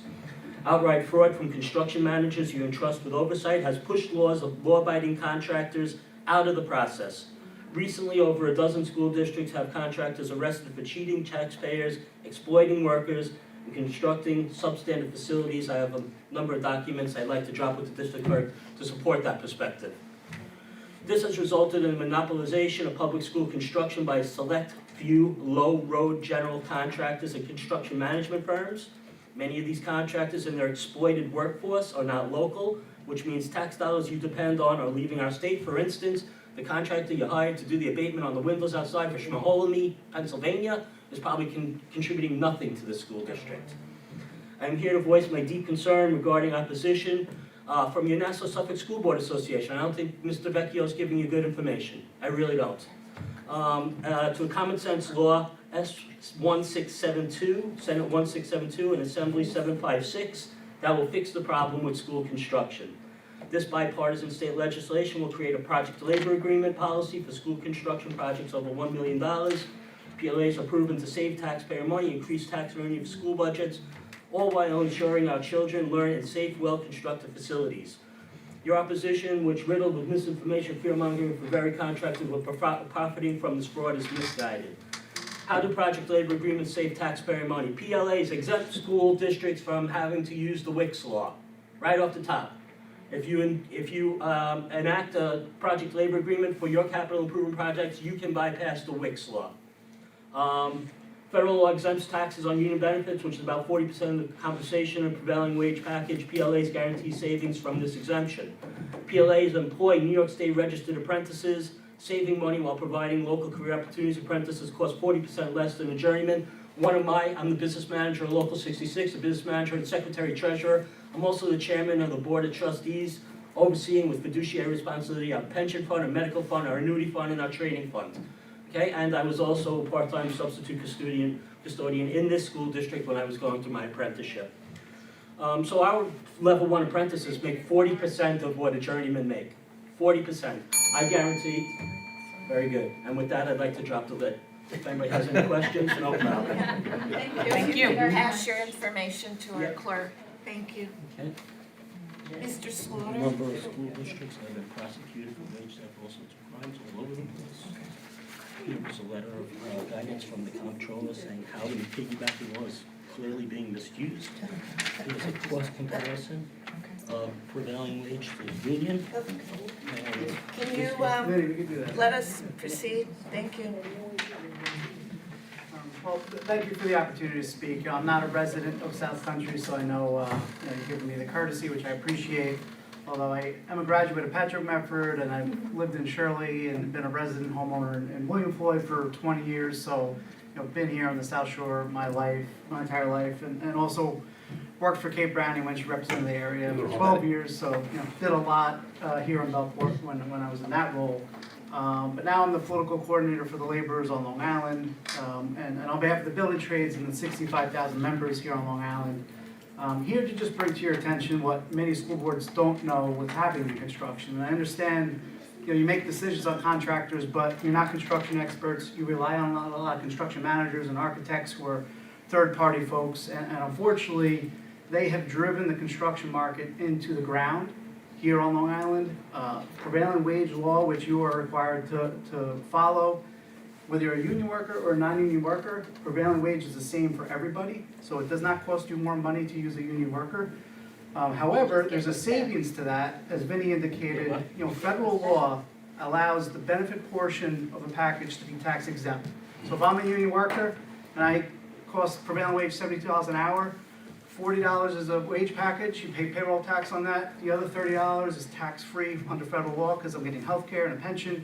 So that's a savings to you. When you use a non-union worker, typically don't get benefits, you have to pay payroll tax on the whole package. So there's a savings there you're missing out on. Apprentices, as he started to talk about, also are a way to pay a worker less than the prevailing wage, as well as creating job opportunities for young people who are getting into the trades. The contractors used today aren't using apprenticeship programs. They don't have them. We do. We're the local unions that train these folks and give them these opportunities. So we're missing out on the opportunities as well as the savings for our local residents. These out-of-state contractors are bringing in workers who get exploited. They're not being paid the prevailing wage, and so they're pocketing that difference. Meanwhile, you're paying for the premium of a skilled worker who's supposed to have the training, have the health insurance, have the pension. And lastly, that money doesn't come back here. So if you're not employing a local resident like myself, who owns a home, who pays the property taxes, we're not reinvesting that money in the community. A project labor agreement is simply a pre-negotiated agreement on the labor workforce. So every contractor who bids today, even the ones you're currently using, can continue to bid. However, it polices the job site because you have union shop stewards. It guarantees the local workforce does the work, the money stays here. All of this fraud and abuse, I mean, the cases he handed you is just a snippet of over a dozen school districts just in the last 2 years. All those resources on law enforcement being used to prosecute folks. We could end it with a project labor agreement. There's legislation that would do this. We did it for SUNY campuses, we do it for DASNY, we do it for Nassau County, Suffolk County. All city schools have it. Your school board association opposes it. We ask you to look at the information, it save you money, and we should support the bill. Thank you. Thank you. And our last speaker, Lisa DeSanto. Oh boy, what a day it's been. Hi, my name is Lisa DeSanto. I'm a former member of this board for 11 years. I actually was elected with the help of the Teamsters, God bless Tinley Lynch, because there was all sorts of corruption in the South Country Central School District, and it's been going on for many years. It started with my ex-husband, and I ended up, we'll leave that for that now. He's been suing me personally for 20 years. Some people used to ask me, how the heck did I sit in exec session until 3 a.m. with Gregory C. McLeaner? Well, I said, he's not Let me here anymore. remind you, we don't talk Okay. about individuals. Oh, okay. I know. Even I always ones look who are people- not well, here. okay, there was somebody who was a board president, and someone asked, how do I sit into exec session for 3 a.m.? Because I had to see what he's going to do at 3 a.m. when everyone else had gone home, and board minutes were not published for at least 6 to 8 months later. He was very similar to, I can talk about my ex-husband, can I? It's in court documents. Very similar to my ex-husband who used to disappear. Let's don't talk about him either. Okay, there we go. A board member who had to resign in 2001 under the last scandal, 2000, when you last had a financial crisis. And he had his friend who was the financial person, a previous superintendent. So these crises keep happening in the school district from 2000 to 2026 because someone hasn't cleaned house. And I've seen it all. I really do hope that you continue with all your investigations. I actually hope that every current board member goes back and looks at what has happened in this district. It repeats itself, just like American history repeats itself. I'm a former social studies teacher. I taught participation in government. I taught participation in government with constitutional law. We've had a lot of issues with the same law firm year after year. We had a lot of issues with a previous financial consultant who gave advice in 2000 and then the whole situation collapsed. Miller, Lilly, and Pierce. They were the preeminent person in financial. And then when they gave it bad advice, many school districts had financial problems. So if we keep having the same old, same old, same old, guess what you get? The same old. As I sit here today, I could have been sitting in the audience in 2008, which was what prompted me to run for school board then. But I didn't just come one day and think I could do it. I was the PTA vice president of Vern W. Kritz in the year 2001. I was the legislative chair from 2001 to 2009, and we had real legislation then. I know about the seminars you spoke of because that was Tom DiNapoli. He was the youngest elected school board member in Nassau County. That's why he gives good seminars, and that's why all the New York State pension funds are very solid, because Tom DiNapoli looks over them. And as far as the beautiful presentation, you have a powerhouse of women in that back row there, and they've been allowed now to do their job. Unfortunately, back in 2014, some powerhouse women weren't allowed to do their jobs. So we reinvented the wheel. All these beautiful programs we talked about today, someone else instituted them way back when, and they were walked out. Thank you. Because the previous superintendent didn't like a woman Thank you. to overstep her bounds. If any of you want to know the truth, Time you is come up. see me. Thank you, Miss Hayes. Thank you. You need these books, folks. Come see me. Okay.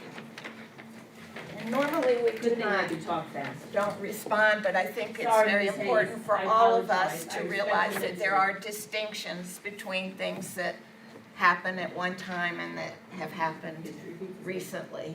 And we're focusing on dealing with this particular incident.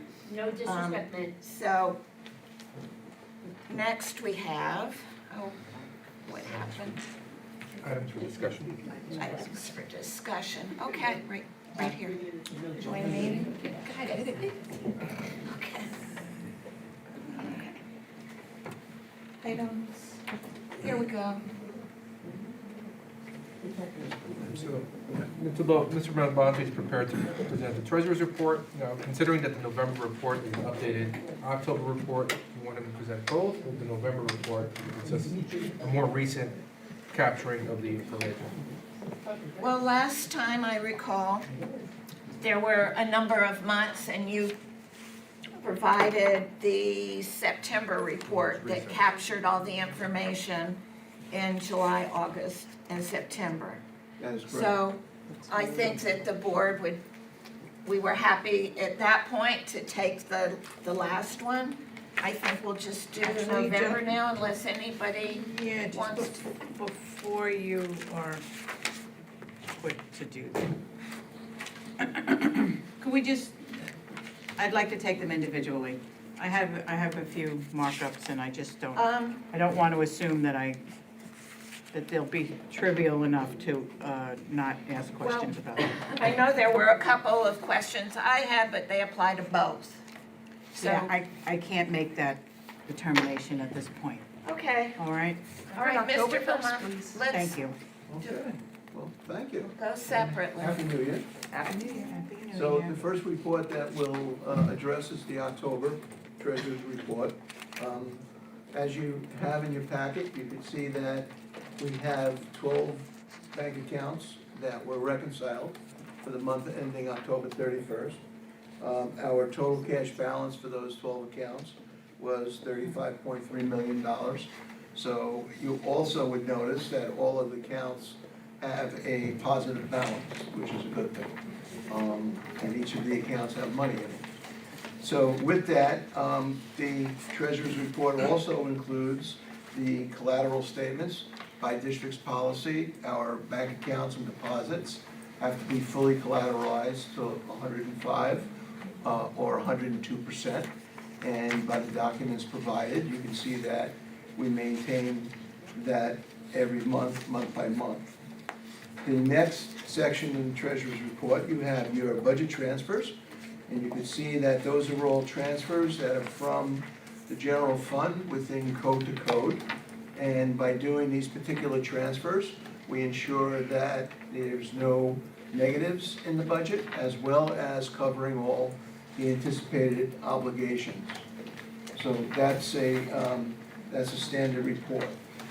The next report you have for Just October. before you move on, Sure. please. You say you, let's see, reference number on the first page, 1559 realigned salaries for October. Could you just explain that a little bit, the realignment? Okay, so what happens in the budget, when a payroll is processed, sometimes there's not sufficient monies in the budget code, but there are sufficient monies in other budget codes. In addition, it could be a situation where a person was budgeted in one code and being charged to a different code. So what we do every payroll is we make sure that there's sufficient funds in every single payroll code. So what this does is that this aligns the budget with the district's obligations. And when you look at the total expenditure report for the budget, it shows that we're in the black, we're not in the red, and we're not running any negatives. I think in the past, I think the board was used to seeing negatives Yes.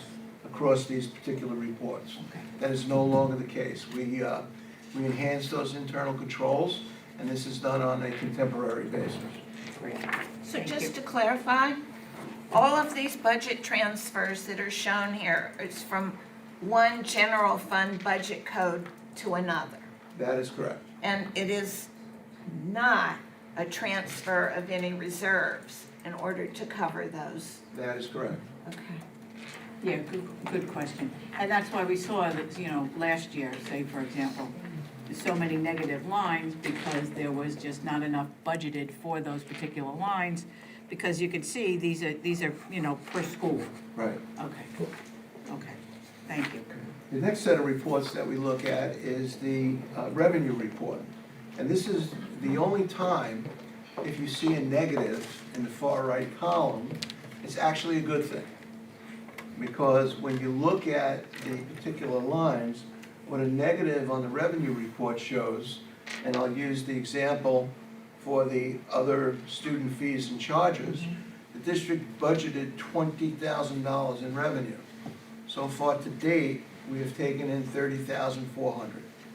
So we're over our budget by $10,400. Okay, so if you notice, that is the only negative on that revenue report. Oh, you have one more, actually, if you go down a little bit more, sale of equipment. Yes, the sale of equipment, that's true. And if you notice that the district didn't budget anything in that area, Right. but we took in proceeds. So when you see that, that's a good thing. It means that we exceeded our revenue projections. Mr. Belmonte, just out of curiosity, are those numbers reflected the sale of equipment? Are those the medical equipment that we had sold or moved over to the district where a special ed student had? Okay, and then with regard to other students' fees and charges, what does that typically include? What student fees are we collecting from people that we've exceeded $10,000? I could get you the exact detail, but it could be books, fines, miscellaneous fees, things of that nature. But I can get you a specific. Money's collected from the students, or is that just a random tag?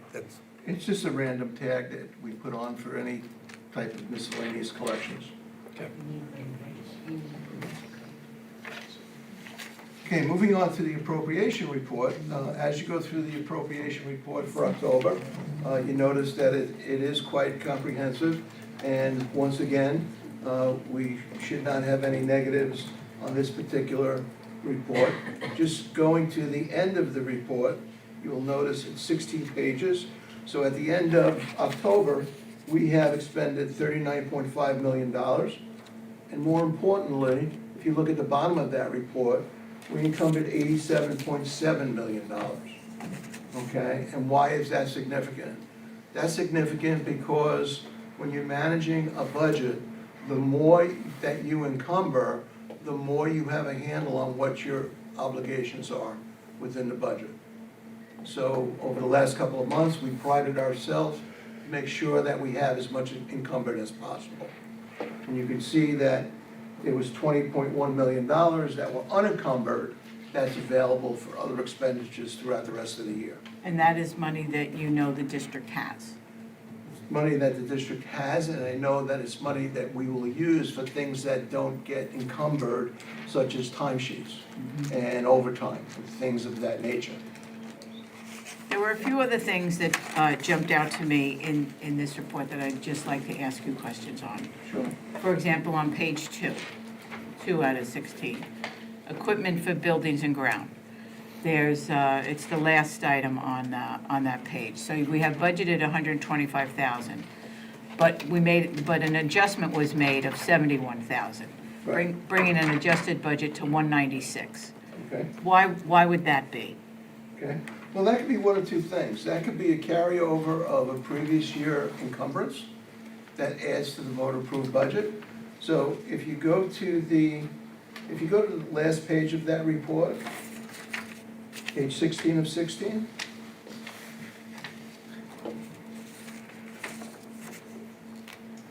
You see that second column that says adjustments? And there's 285?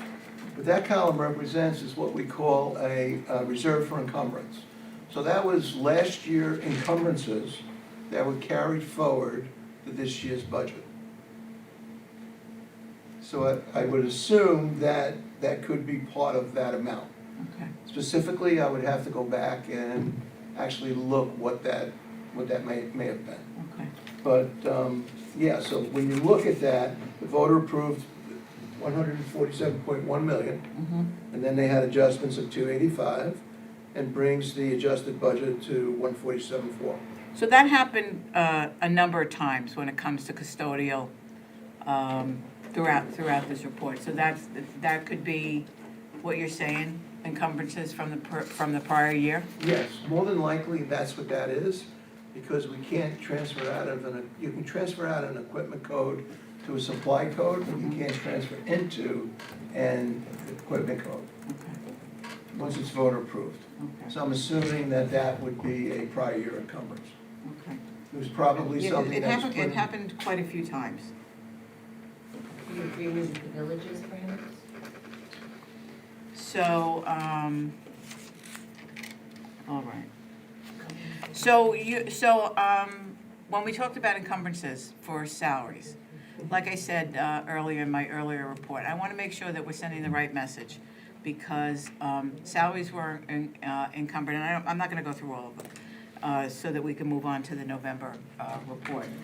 But because we're looking at where we have to, tighten up our belts in order to get through the rest of this year, the salaries that we encumbered, I want to make sure we're sending the right message to our rank and file.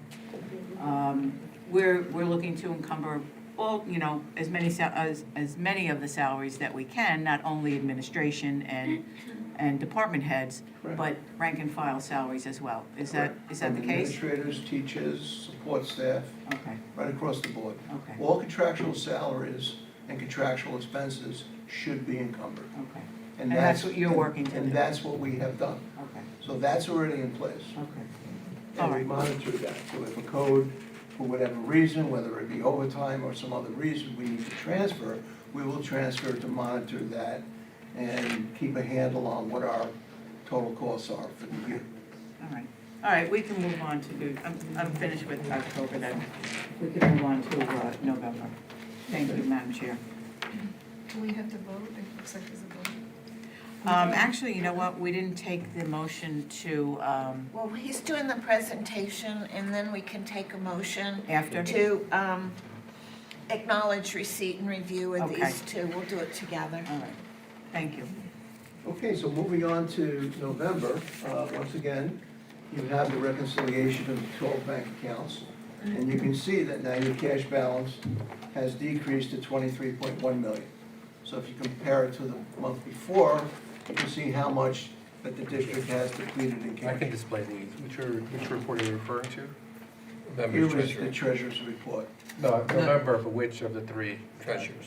Well, the report I'm gonna be going to is the revenue report. The first one Yep, of the that is it. November report. That's it? Okay. Okay, so the November revenues, you'll see here that again, on the, we do have some negatives, which once again is not a bad thing, it's a good thing. We have some insurance recoveries. and we also have some textbook aid. And the reason why we're showing a negative in the textbook aid of 62,000 is because the district never specifically budgeted for that aid category, because that aid was included in the basic formula aid above. It doesn't mean that it wasn't budgeted, it may not have been budgeted in the proper place. Okay, so that's what that means. So on the revenue side, you can see that so far out of the 147 million, we've taken in 86.1, and we still have about $60.9 million to go. On the budget transfers, I believe they're self-explanatory. Once again, it's something that we do to make sure that the codes don't run into the negatives. There's really nothing there that's out of the ordinary. And then when we get to the budget appropriation reports, we basically have the same situation. If you look at the end of the report, you'll see that for the month ending November, we've now spent $50.8 million, and we still have $79 million encumbered. So you really have a significant portion of your budget accounted for. And that, that shows through this report. Any questions on that?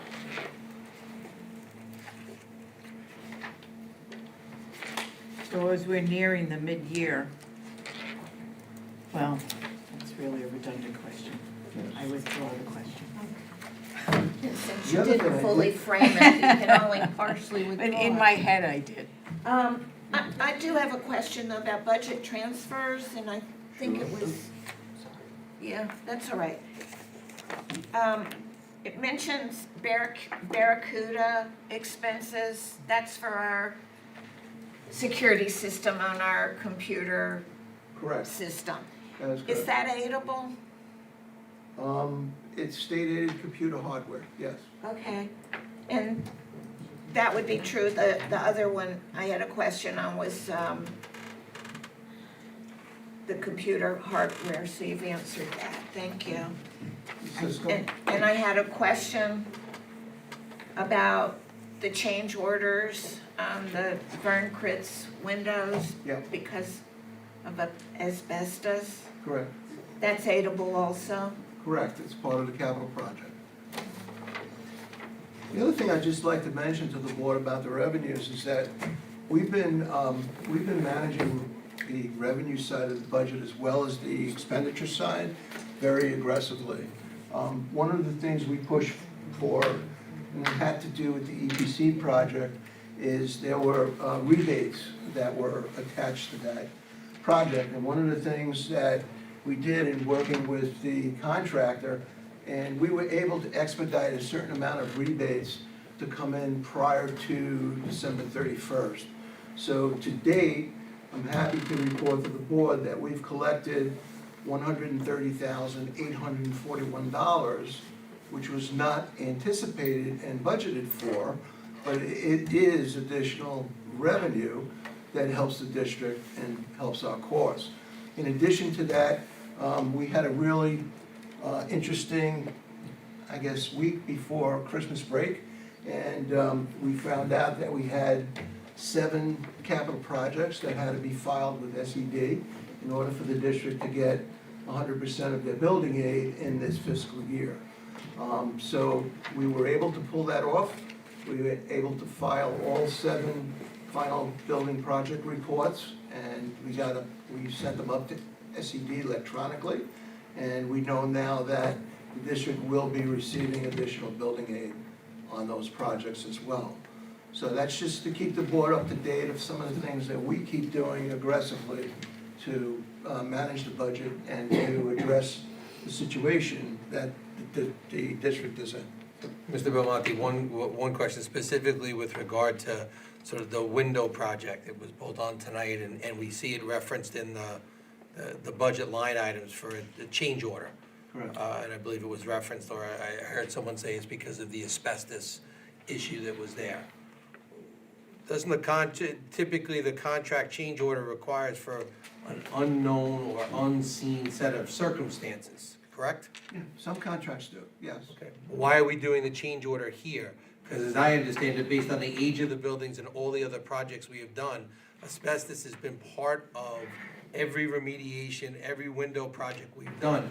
So it shouldn't be an unknown or a certain change.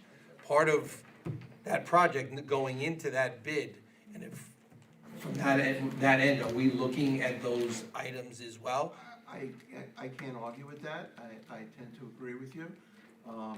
You know, I walked in on that, so that. Understood, I'm not pointing fingers, I'm asking questions because some of what we've asked you to do is hold the line. I agree 100%. Those are the type of things that when the project is designed, there's certain allowances or things that you should know or put into the contracts.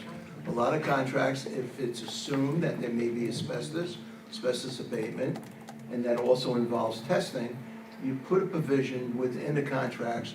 However, if the scope is larger than what you have in the project, and it turns out that it's not necessarily in one area, but it's pervasive across, you know, the whole perimeter of the building, then you're looking at a different scope of work. I guess my question is more, are we holding the line and checking them? Simply because a change order comes in saying that they've exceeded it, if we're just saying, well, the line of the contract meets it, right? Inside the four corners of a contract, there is some good faith or some understanding that goes into that bid. Yeah. And from that.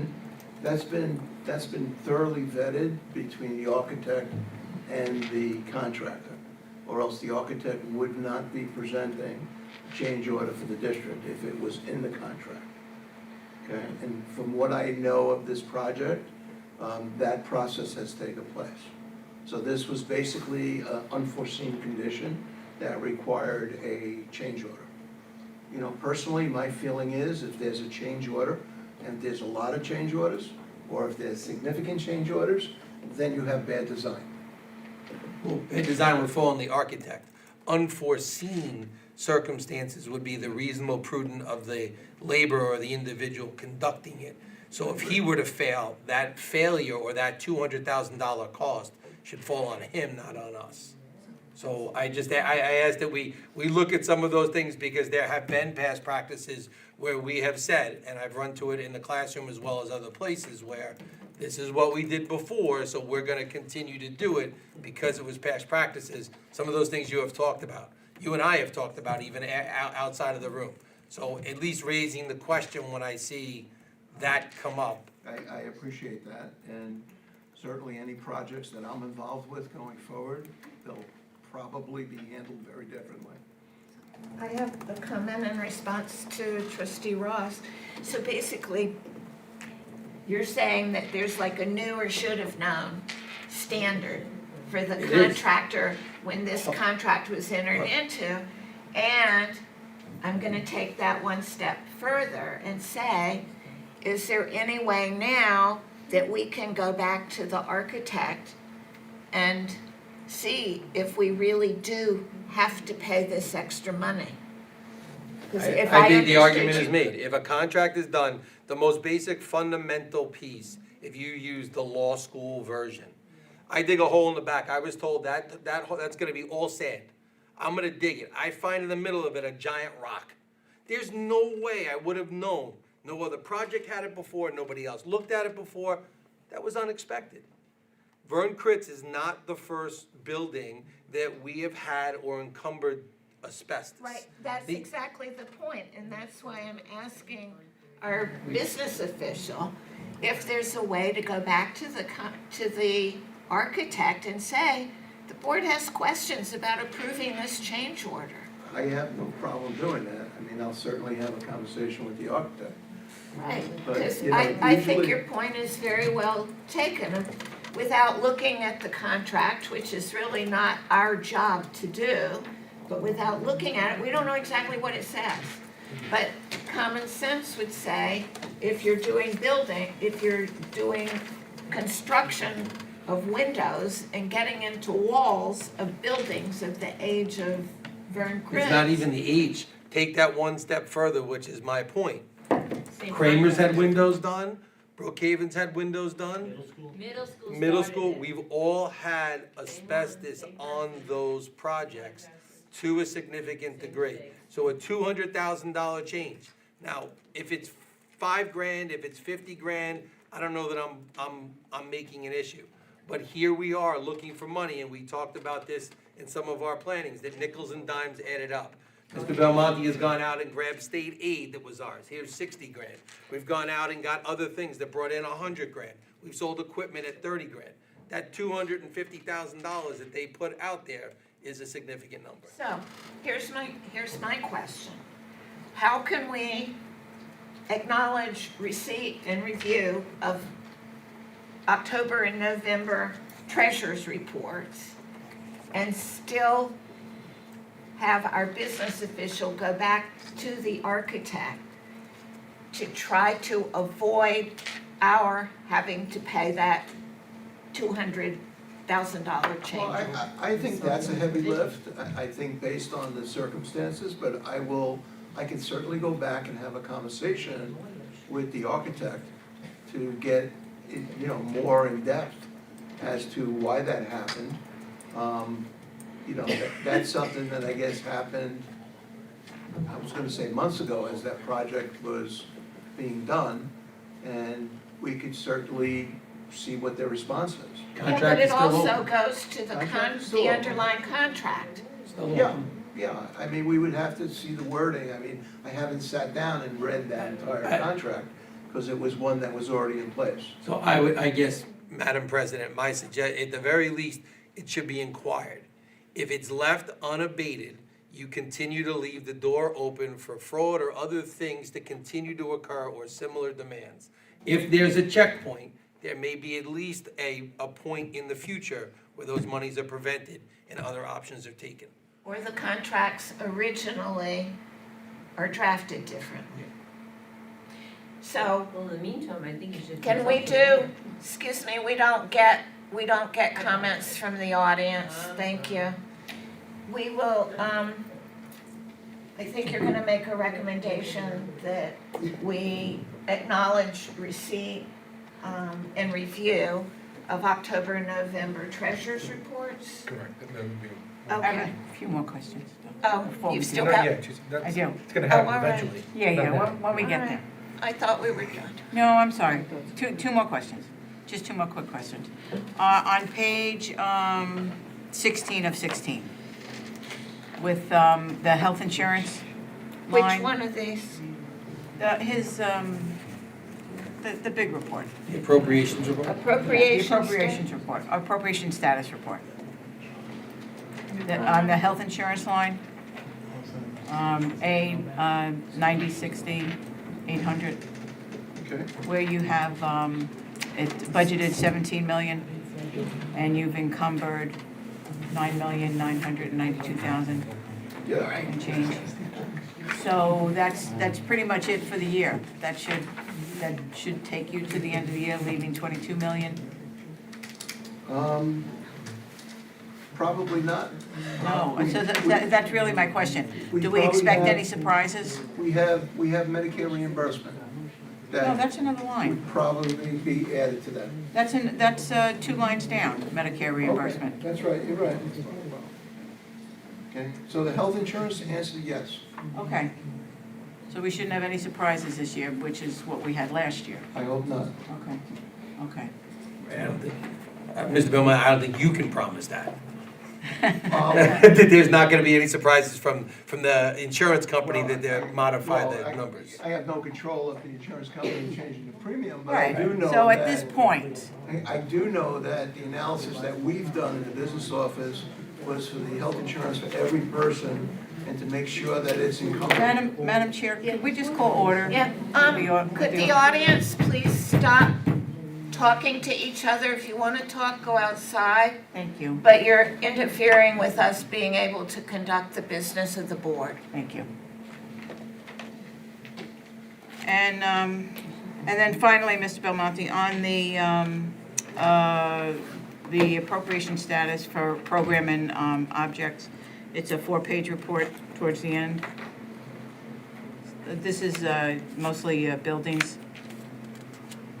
Sorry, which page? If you go after, it's a 4-page report. It's towards the appropriation status detail report by program and object. Page 27.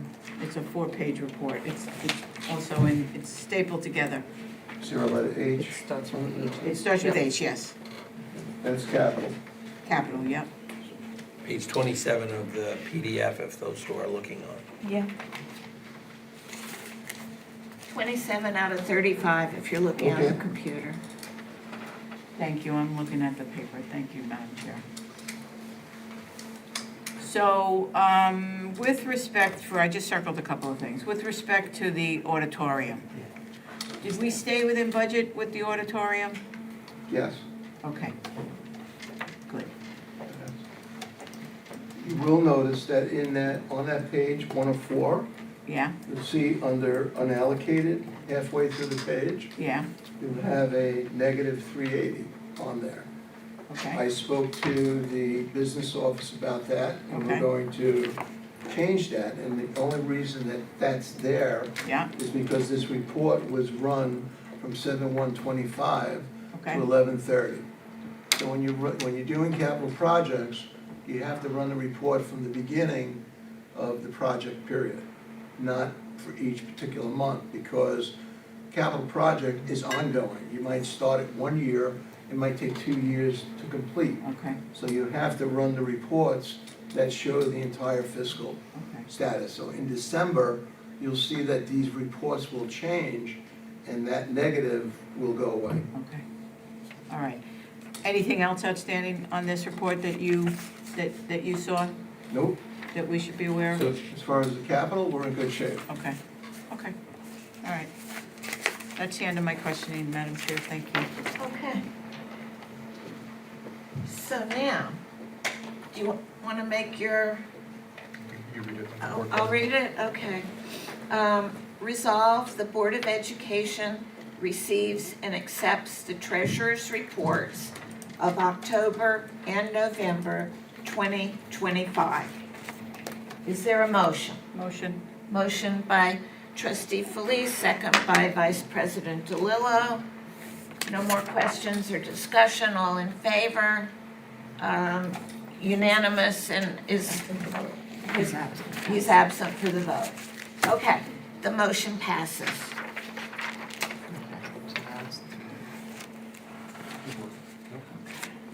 All right, I think you're still up. Okay, well, thank you. So this is really gonna be the exciting piece. That was, I think, the previous one wasn't ribbon. So, this is a continuation of our 3-year fiscal recovery plan. And what we're gonna take a look at tonight are some of the borrowing options that we have available ahead of us. And, it's always nice to start out with looking at the big picture and why this matters and the situation that the school district is in. And basically, what happened to the school district in 24-25, specifically New York State school districts are not legally permitted to operate with structural operating deficits, okay? And when you have a solution to correct that, you have to restore the budgetary balance. It has to be legally permissible under New York State law. You have to maintain credibility with NYSED and the Controller's Office, as well as rating agencies and also the voters of your community. And when you're resolving a situation like this, you also have to avoid compounding structural imbalance. And this is something at the bottom of this slide that I'm going to emphasize throughout, that any financing option that we talk about to help us through this structural deficit, it must be combined with a documented recurring corrective action plan to avoid long-term imbalances.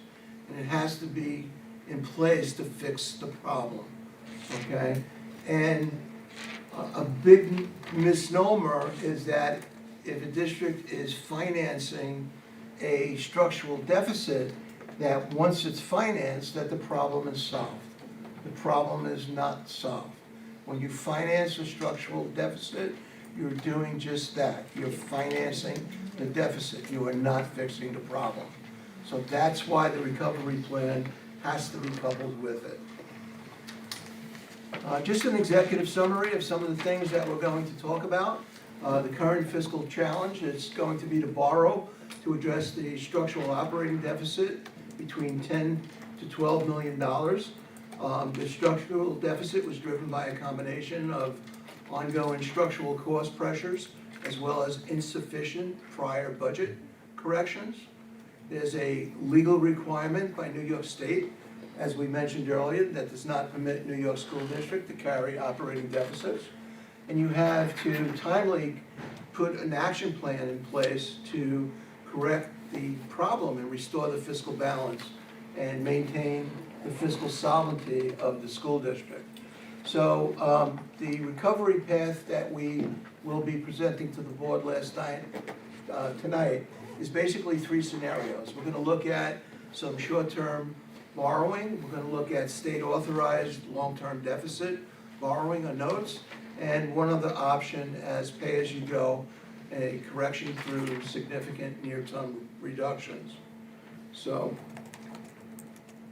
looking at this from the fiscal content and planning assumptions, the structural deficit came about because of 24-25 over expenditures accounted for in the recovery plan and anticipated the 25-26 under budgeted expenditures and revenue shortfall. So the problem, as we know, didn't only exist in 24-25, it carried over into 25-26, and that's what we're looking to address this fiscal year. Some of the assumptions that we assumed in this plan was a tax levy growth at about 2%. We assume that we have a flat state aid for modest growth over a period of time. And for the most part, the district's fund balance has been largely exhausted, and the goal is to rebuild some of these reserves to restore the profitability and generate future annual surpluses by the end of the year or as soon as possible. The board does recall that our unanticipated or unappropriated fund balance currently at the end of the year was negative 1.8 million.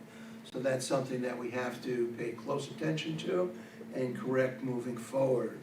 The first option that we want to look at is a non-borrowing option. It's a pay-as-you-go. It involves no borrowing. It would eliminate the deficit through immediate reductions. Okay, you would have to probably make reductions to the tune of $10.5 million. It would have a significant impact on staffing, and it would have the highest immediate impact on programs and class sizes. We don't think that this is a practical option for those reasons.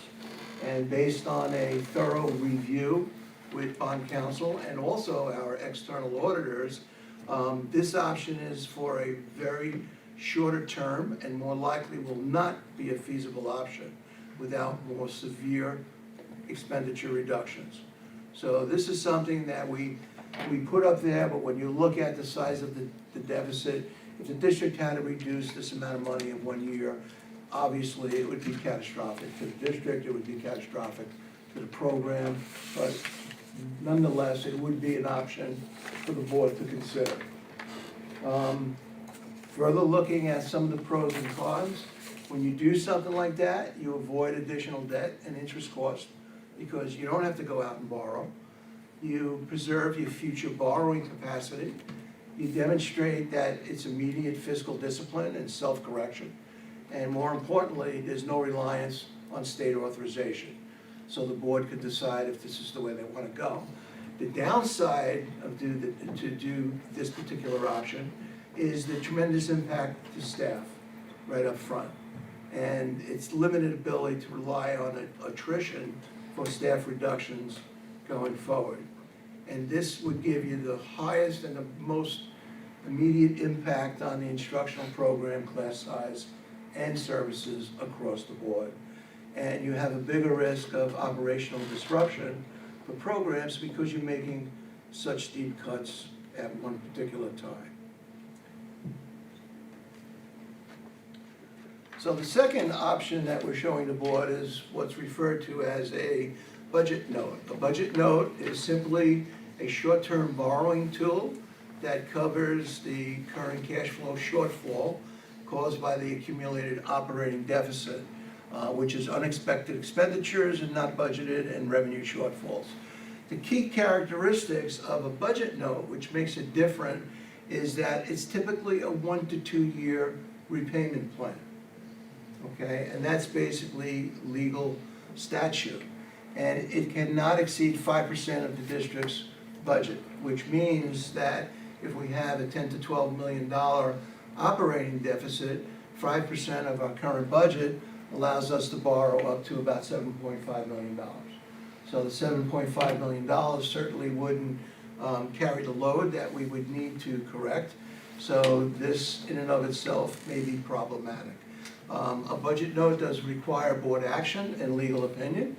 And it's, anytime a district issues a budget note or a deficit note, it does carry heavy scrutinization and review by the Office of the State Controller and SED as well.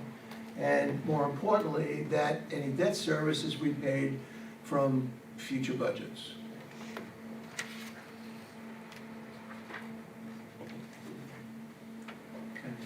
So the best use of a budget note is that it bridges the finances while the immediate reductions are being implemented. Again, you still have to have a plan to reduce your costs and put yourself back on track. It's a multi-year corrective plan is adopted.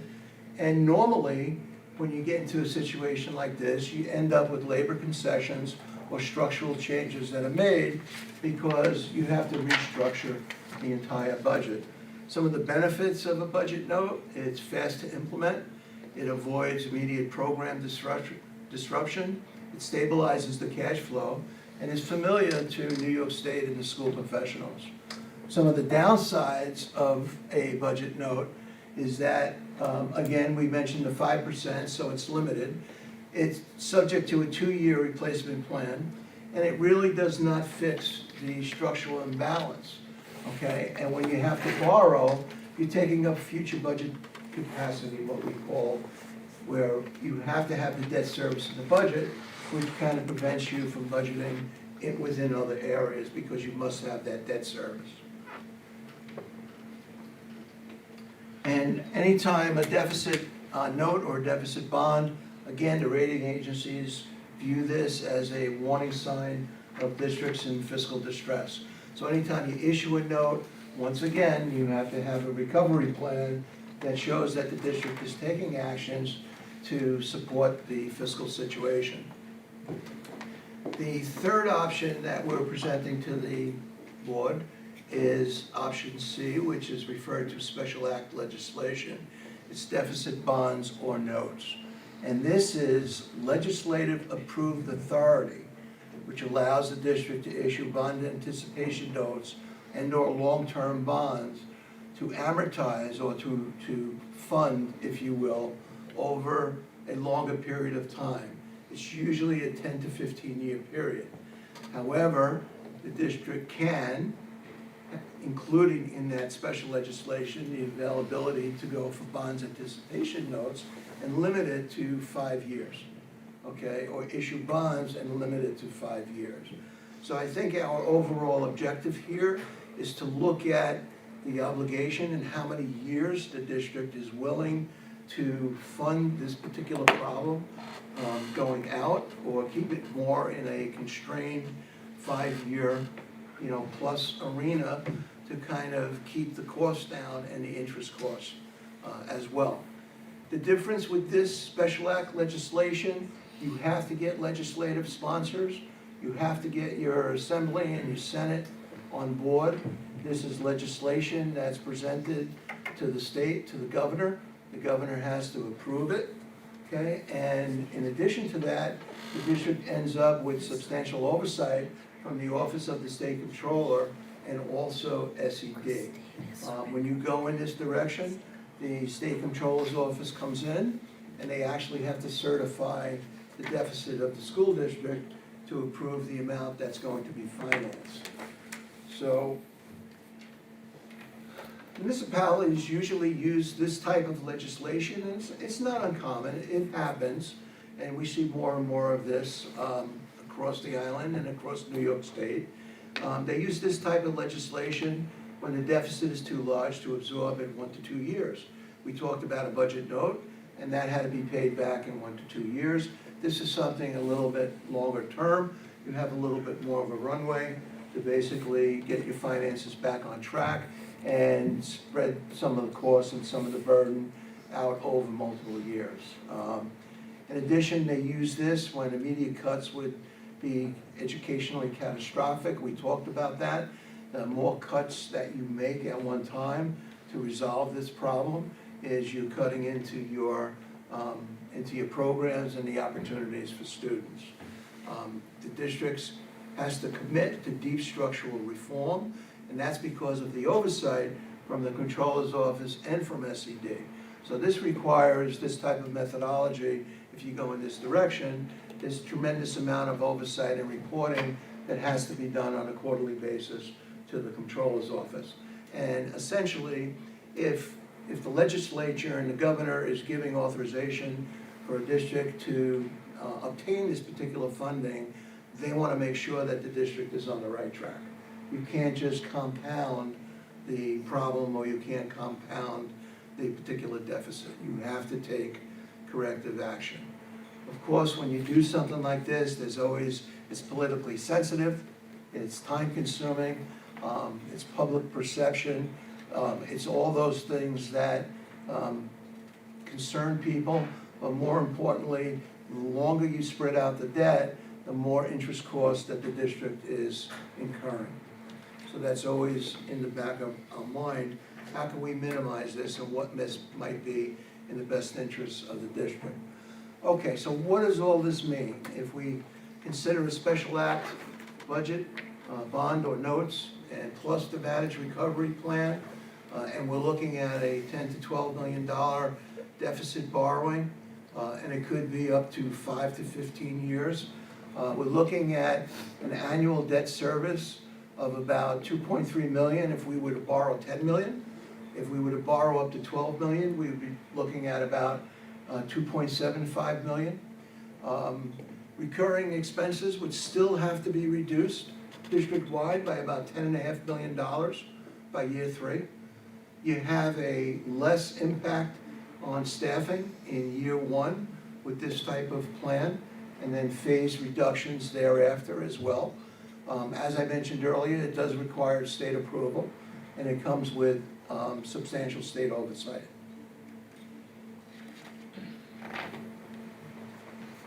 So basically, we presented 3 practical options. Well, maybe one of them was not so practical, the first one. But they all require expenditure reductions, and that's really the takeaway from all this. And we talked about the budget note earlier. We think it's not viable because it has the 1 to 2 year payback period, and it really goes deep into cuts and affecting the instructional program. The special act legislation, bonding, it minimizes the educational impact. It requires the state approval and significant oversight. It becomes the best solution based on the fiscal situation, because we're able to kind of craft it in accordance with what our fiscal needs might be. And again, you always have the option on the 10 to 12 million not to borrow, but that will have a devastating negative impact on the district overall. Okay, so in conclusion, and a recommendation to the board, and again, the recommendation is just the concept of option C, special act legislation for bonds anticipation notes or bonds for 5 years or longer. Okay, we're recommending 5 years. If the board was comfortable going out longer, we can certainly address that. Again, it needs to be combined with a disciplined phased budgetary reductions across the board. Okay, why bonds or note financing is the best balance for the district? Because when you have consistent budget predictability, you know what your debt service is. When we go out and we borrow debt, it's what we call level debt. So your principal and interest are gonna be the same amount every year for the period of the borrowing. It brings fiscal credibility because you demonstrate to the raters and the people on the outside that you have a defined deficit pay down plan, which helps the district rebuild its credit. And it's reasonably manageable with the interest cost because you're borrowing over a shorter period, and you have control of that. The longer you borrow, the more interest you pay, okay? So we do have some options there. And this particular chart kind of brings it all together for the district. So what we've been talking about, if you do a special act legislation, a bond, a ban or a note that goes for, this shows the first 3 years, you'll see that the debt service, depending on what you borrow, 10 million or 12, 2.3 to 275 each year. As far as the budget expense reductions, we're looking at $10.5 million over 3 years, okay? We assume the tax levy increase of about 2% a year based on the tax cap. And you can see the staffing reductions that would be across the board. And our end goal in this thing would be to make sure that we begin to rebuild fund balance at the end of the year. I don't want anybody to walk away thinking that because we just have staffing impact on there, that that's gonna be the only piece that we're gonna be reducing costs. We're gonna be reducing costs in other areas, consolidation of programs. We're gonna be looking at our revenue side. We're gonna be doing all kind of things, but the most immediate effect that you get in this type of plan is staffing reductions. And we hope that most of these staffing reductions would come to the district through attrition. Those would be retirements and positions that don't have to be replaced, because with that approach, you have the least amount of impact to people and families. And I'm sure the district is concerned about that as well.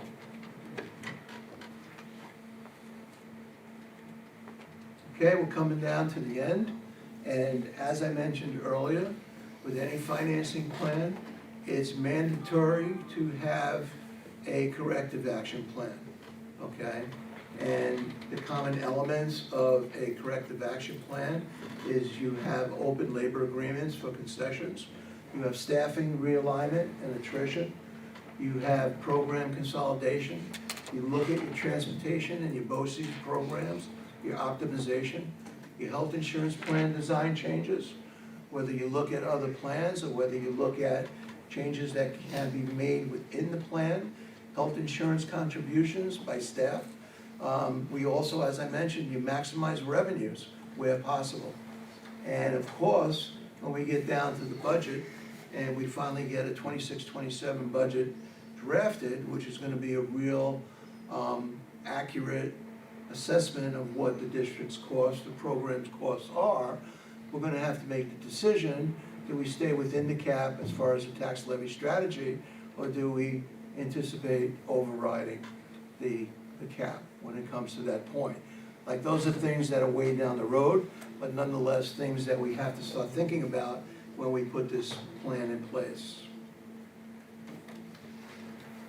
So again, as I started this discussion, the most common misconception when people are borrowing is they think that once the deficit is gone because you borrow. The answer is no. The deficit is still there. The only thing we've done is we financed it. We did not eliminate it. Eliminated comes in the part of the 3-year reduction plan, recovery plan. So with that, I'm gonna take a drink of water. And I'll be happy to answer any questions. Could I ask one? You wanted to ask one? I got one. Sorry for you. I gotta do it for you. I hope you can help me with this. I'll try. When I went away for Labor Day weekend, I spent some time thinking about how much I value this school district and the future that I saw for it. And it was rosy. And I had in mind We were just gearing up to get to the point that we could be thinking about some capital projects and having a bond for large amounts of construction for some of our aging buildings to bring them into the 21st century learning spaces. So that was the beginning of my Labor Day weekend. By the end of the weekend, we got this news about last year's overspend that has led to us having a plan produced by you and your business office. Is it option C, the special act legislation that would get us back to that rosy picture quicker than those other two? Yes, and with less damage. That's And the best way to say it. okay, so with regard to option C, the special act legislation, which does involve some borrowing, we also could have a capital project bond if our community is supportive of that, and they've always been supportive of the efforts made in this district to provide the best quality education for the kids here. We could have both. While we're still working on paying back the deficit by the special act legislation borrowing, we could also borrow a capital bond if the public approved it, and that would be permitted, correct? That is correct. Okay. Yeah, I don't see the money. And the benefit of the capital bond is that we get state aid on that expense. So that generates some more revenue that could help with this 3-year, 5-year process, correct? The board's going to see that there's gonna be many facets to this 3-year recovery plan. And part of that will probably involve capital project work in the future. For the reason being is that if we look 2 years out, and as I told the board, we look at everything. And right now, we know that we have capital debt service that's falling off to about 2.7 billion in 27, 28, okay? If the district loses that and does not backfill that with capital work, you compromise your state aid because you don't have any additional debt service on the book. Your debt service decreases. It's a negative impact on the tax cap calculation. So as I meant, I don't want to get too granular, but there's a lot of pieces to the puzzle that fits in. So when we put the plan together and strike the right balance, to answer your question, yes, the recovery plan may very well include capital projects just by necessity, because you want to keep your revenues and your debt service where they need to be for many reasons. And with the debt service being approximately $2.7 million per year, that would translate to borrowing, just ballpark, borrowing how much money now given the current interest rate? 15 to 16 million. 15? 15, approximately 15, 16.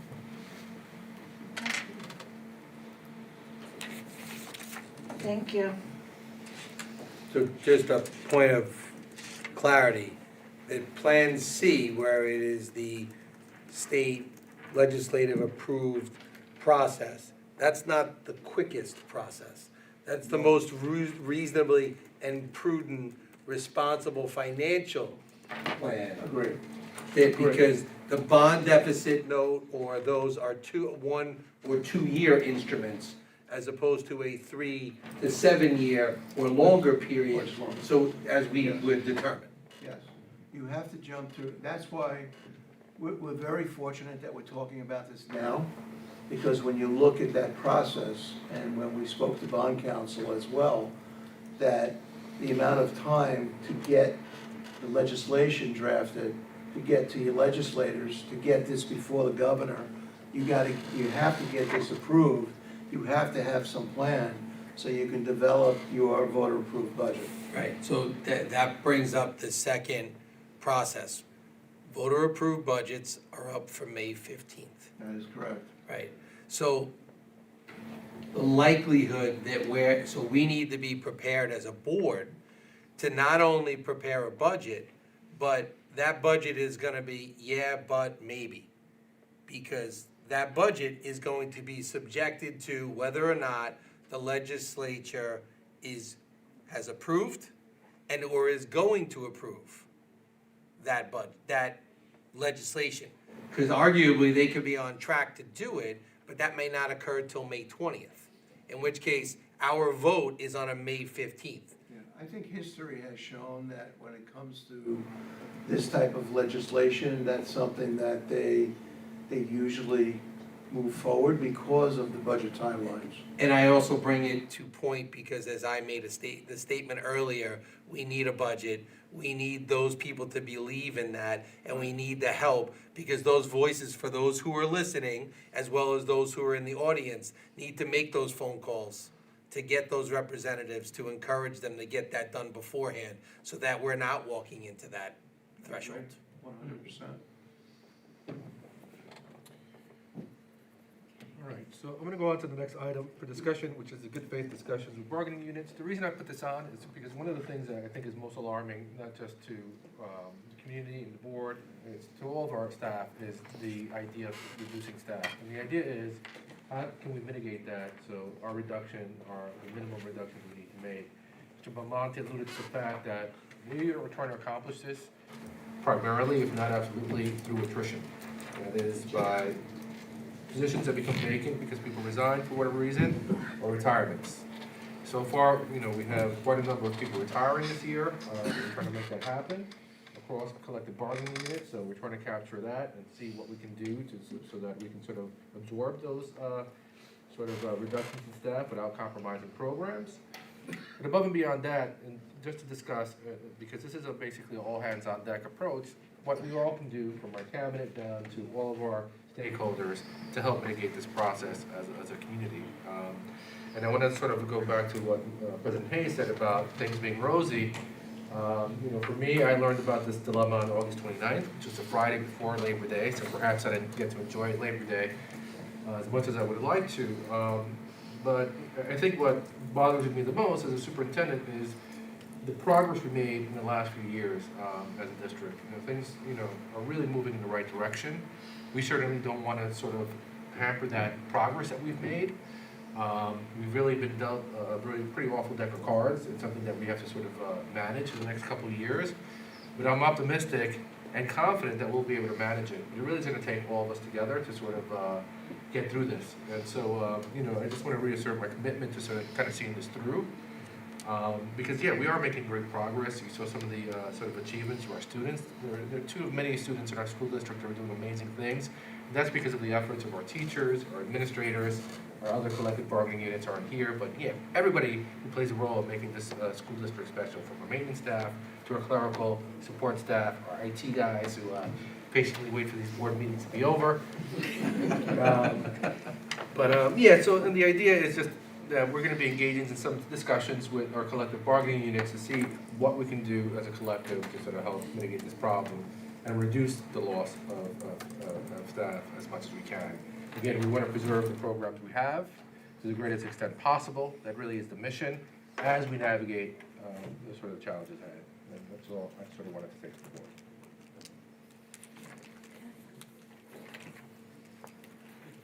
So now? Curriculum items. Yes, we are. G.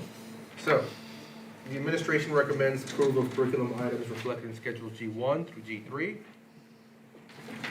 Is there a motion to approve item G1 through G3? Trustee Ross, Trustee Falzetta.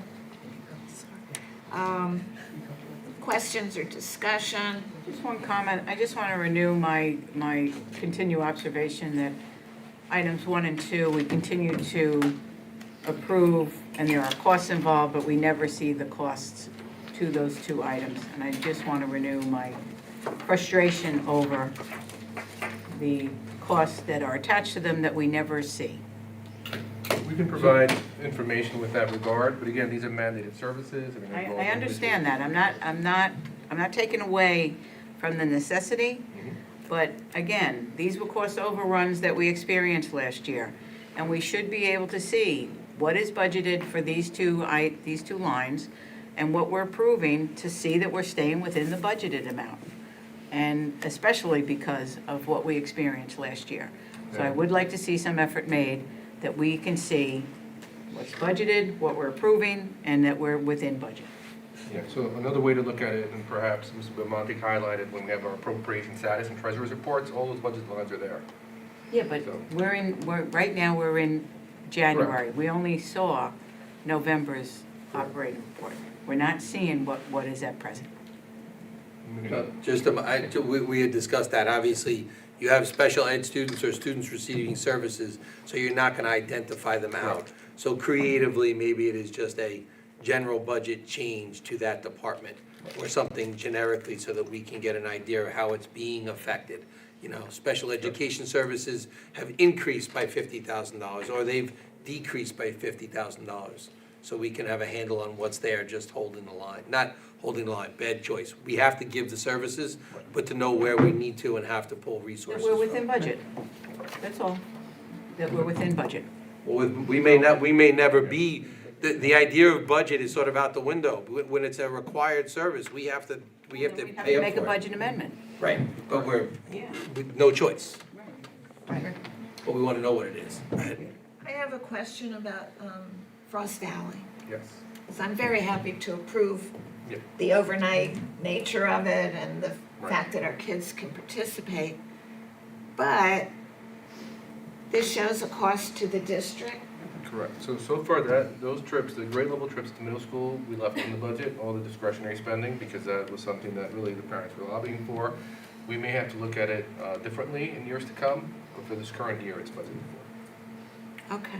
And that money is encumbered or set aside so we know it could happen, or? Correct.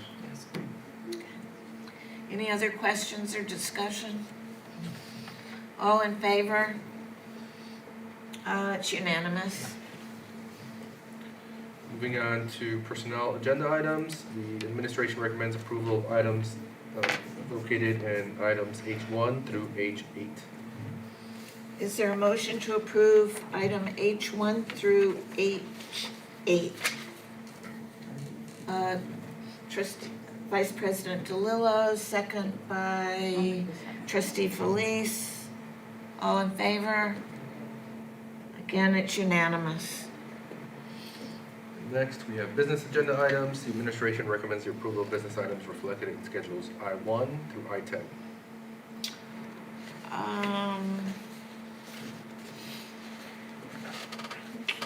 Do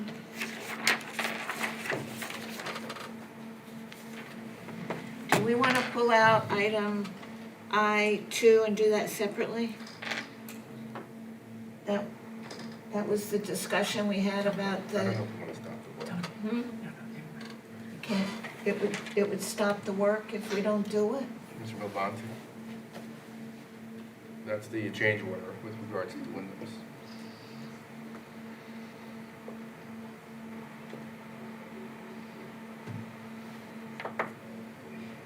And I have a question about 5 and 6. Wait, I think that he's thinking. Yeah, he's just looking at it. The furrowed brow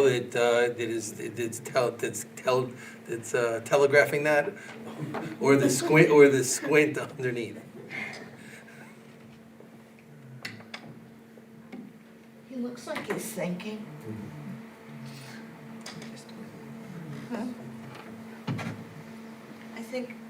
I just dumped a question on him that he's gotta look up, so I think we'll give him a We're talking about the minute. change order. If they, Oh, I'm sorry. I think I blacked out for a minute. Been a long Thought day. you were deep in thought. With regards to business item, the change order, which is business item I2, the question is if it's pulled, does that have an impact on the project? Yeah, because the contractor has to proceed. But if we approve it, how do we still have that option for you to go and talk to the architect about getting that revised so that we don't pay any of it? Let me can I present a example answer? So sometimes things get approved that don't happen. Yeah, So for just- example, we approve certain hours to do some sort of extracurricular work, up to 20 hours, it doesn't mean 20 hours are gonna happen. It's just, we have approval for it. So it doesn't eliminate his, Mr. Bonmon's ability to reach out. Right, and the approval doesn't necessarily mean the check's cut tomorrow. Right. So there's always the ability to have a Right. correction made, but the questions still need to be asked. Yeah, absolutely. Okay, so in that case, your motion is for I1 through I10. Well, hold on. There's a Well, couple it's a more motion questions. to open for discussion. Well, first we have to do the We motion. didn't have a and then motion yet. discussion. Well, no, I might want to pull out one, because I don't want to vote on number 5, because it's not being presented to us by the auditors. I want to know why the auditors aren't here to present us the internal audit report. It was presented to the audit committee. It was? When? When we had our last, It was not. am I correct? I'm on the audit committee. Yeah, they were there. Yeah. Board members. Not the internal audit report. Yeah, Yeah, When? that was our last the audit last meeting. audit Yeah. committee meeting. They, There were two. They were here. we, They no, were the here. external auditor, not the No, no, internal. The internal auditors were here. Yeah, Yeah, they were. Was I there? apparently not. There's too many meetings. I don't. That was the second audit, not the budget advisory meeting, it's the No, no. second audit Well, committee. let's not get into that one. I know. I wasn't invited to that one. Oh, no. I wanna say Don't that was- misrepresent that one. That one was a No. scheduling error. I believe that meeting was on December 3rd. December 3 was, the internal auditor came in and talked to us.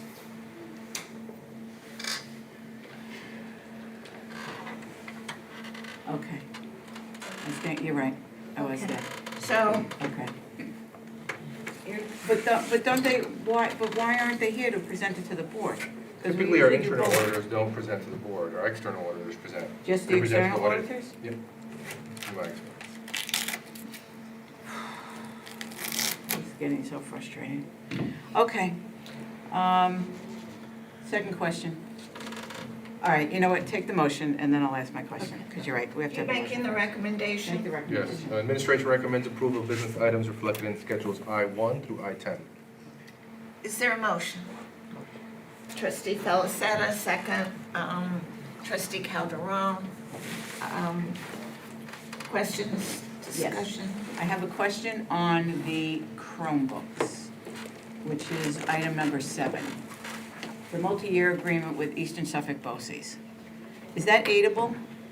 Yes, it is. Thank you. Is that why it's going through BOCES the way it is? Yes. Thank you.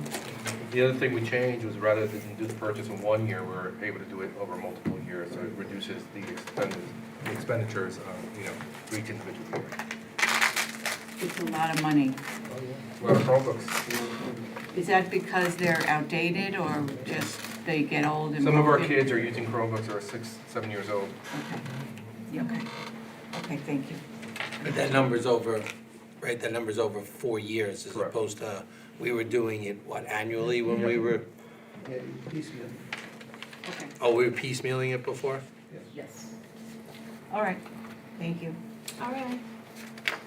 We had a motion, a second, some questions and discussion. All in favor? Memory loss? It's unanimous. And no public commentary.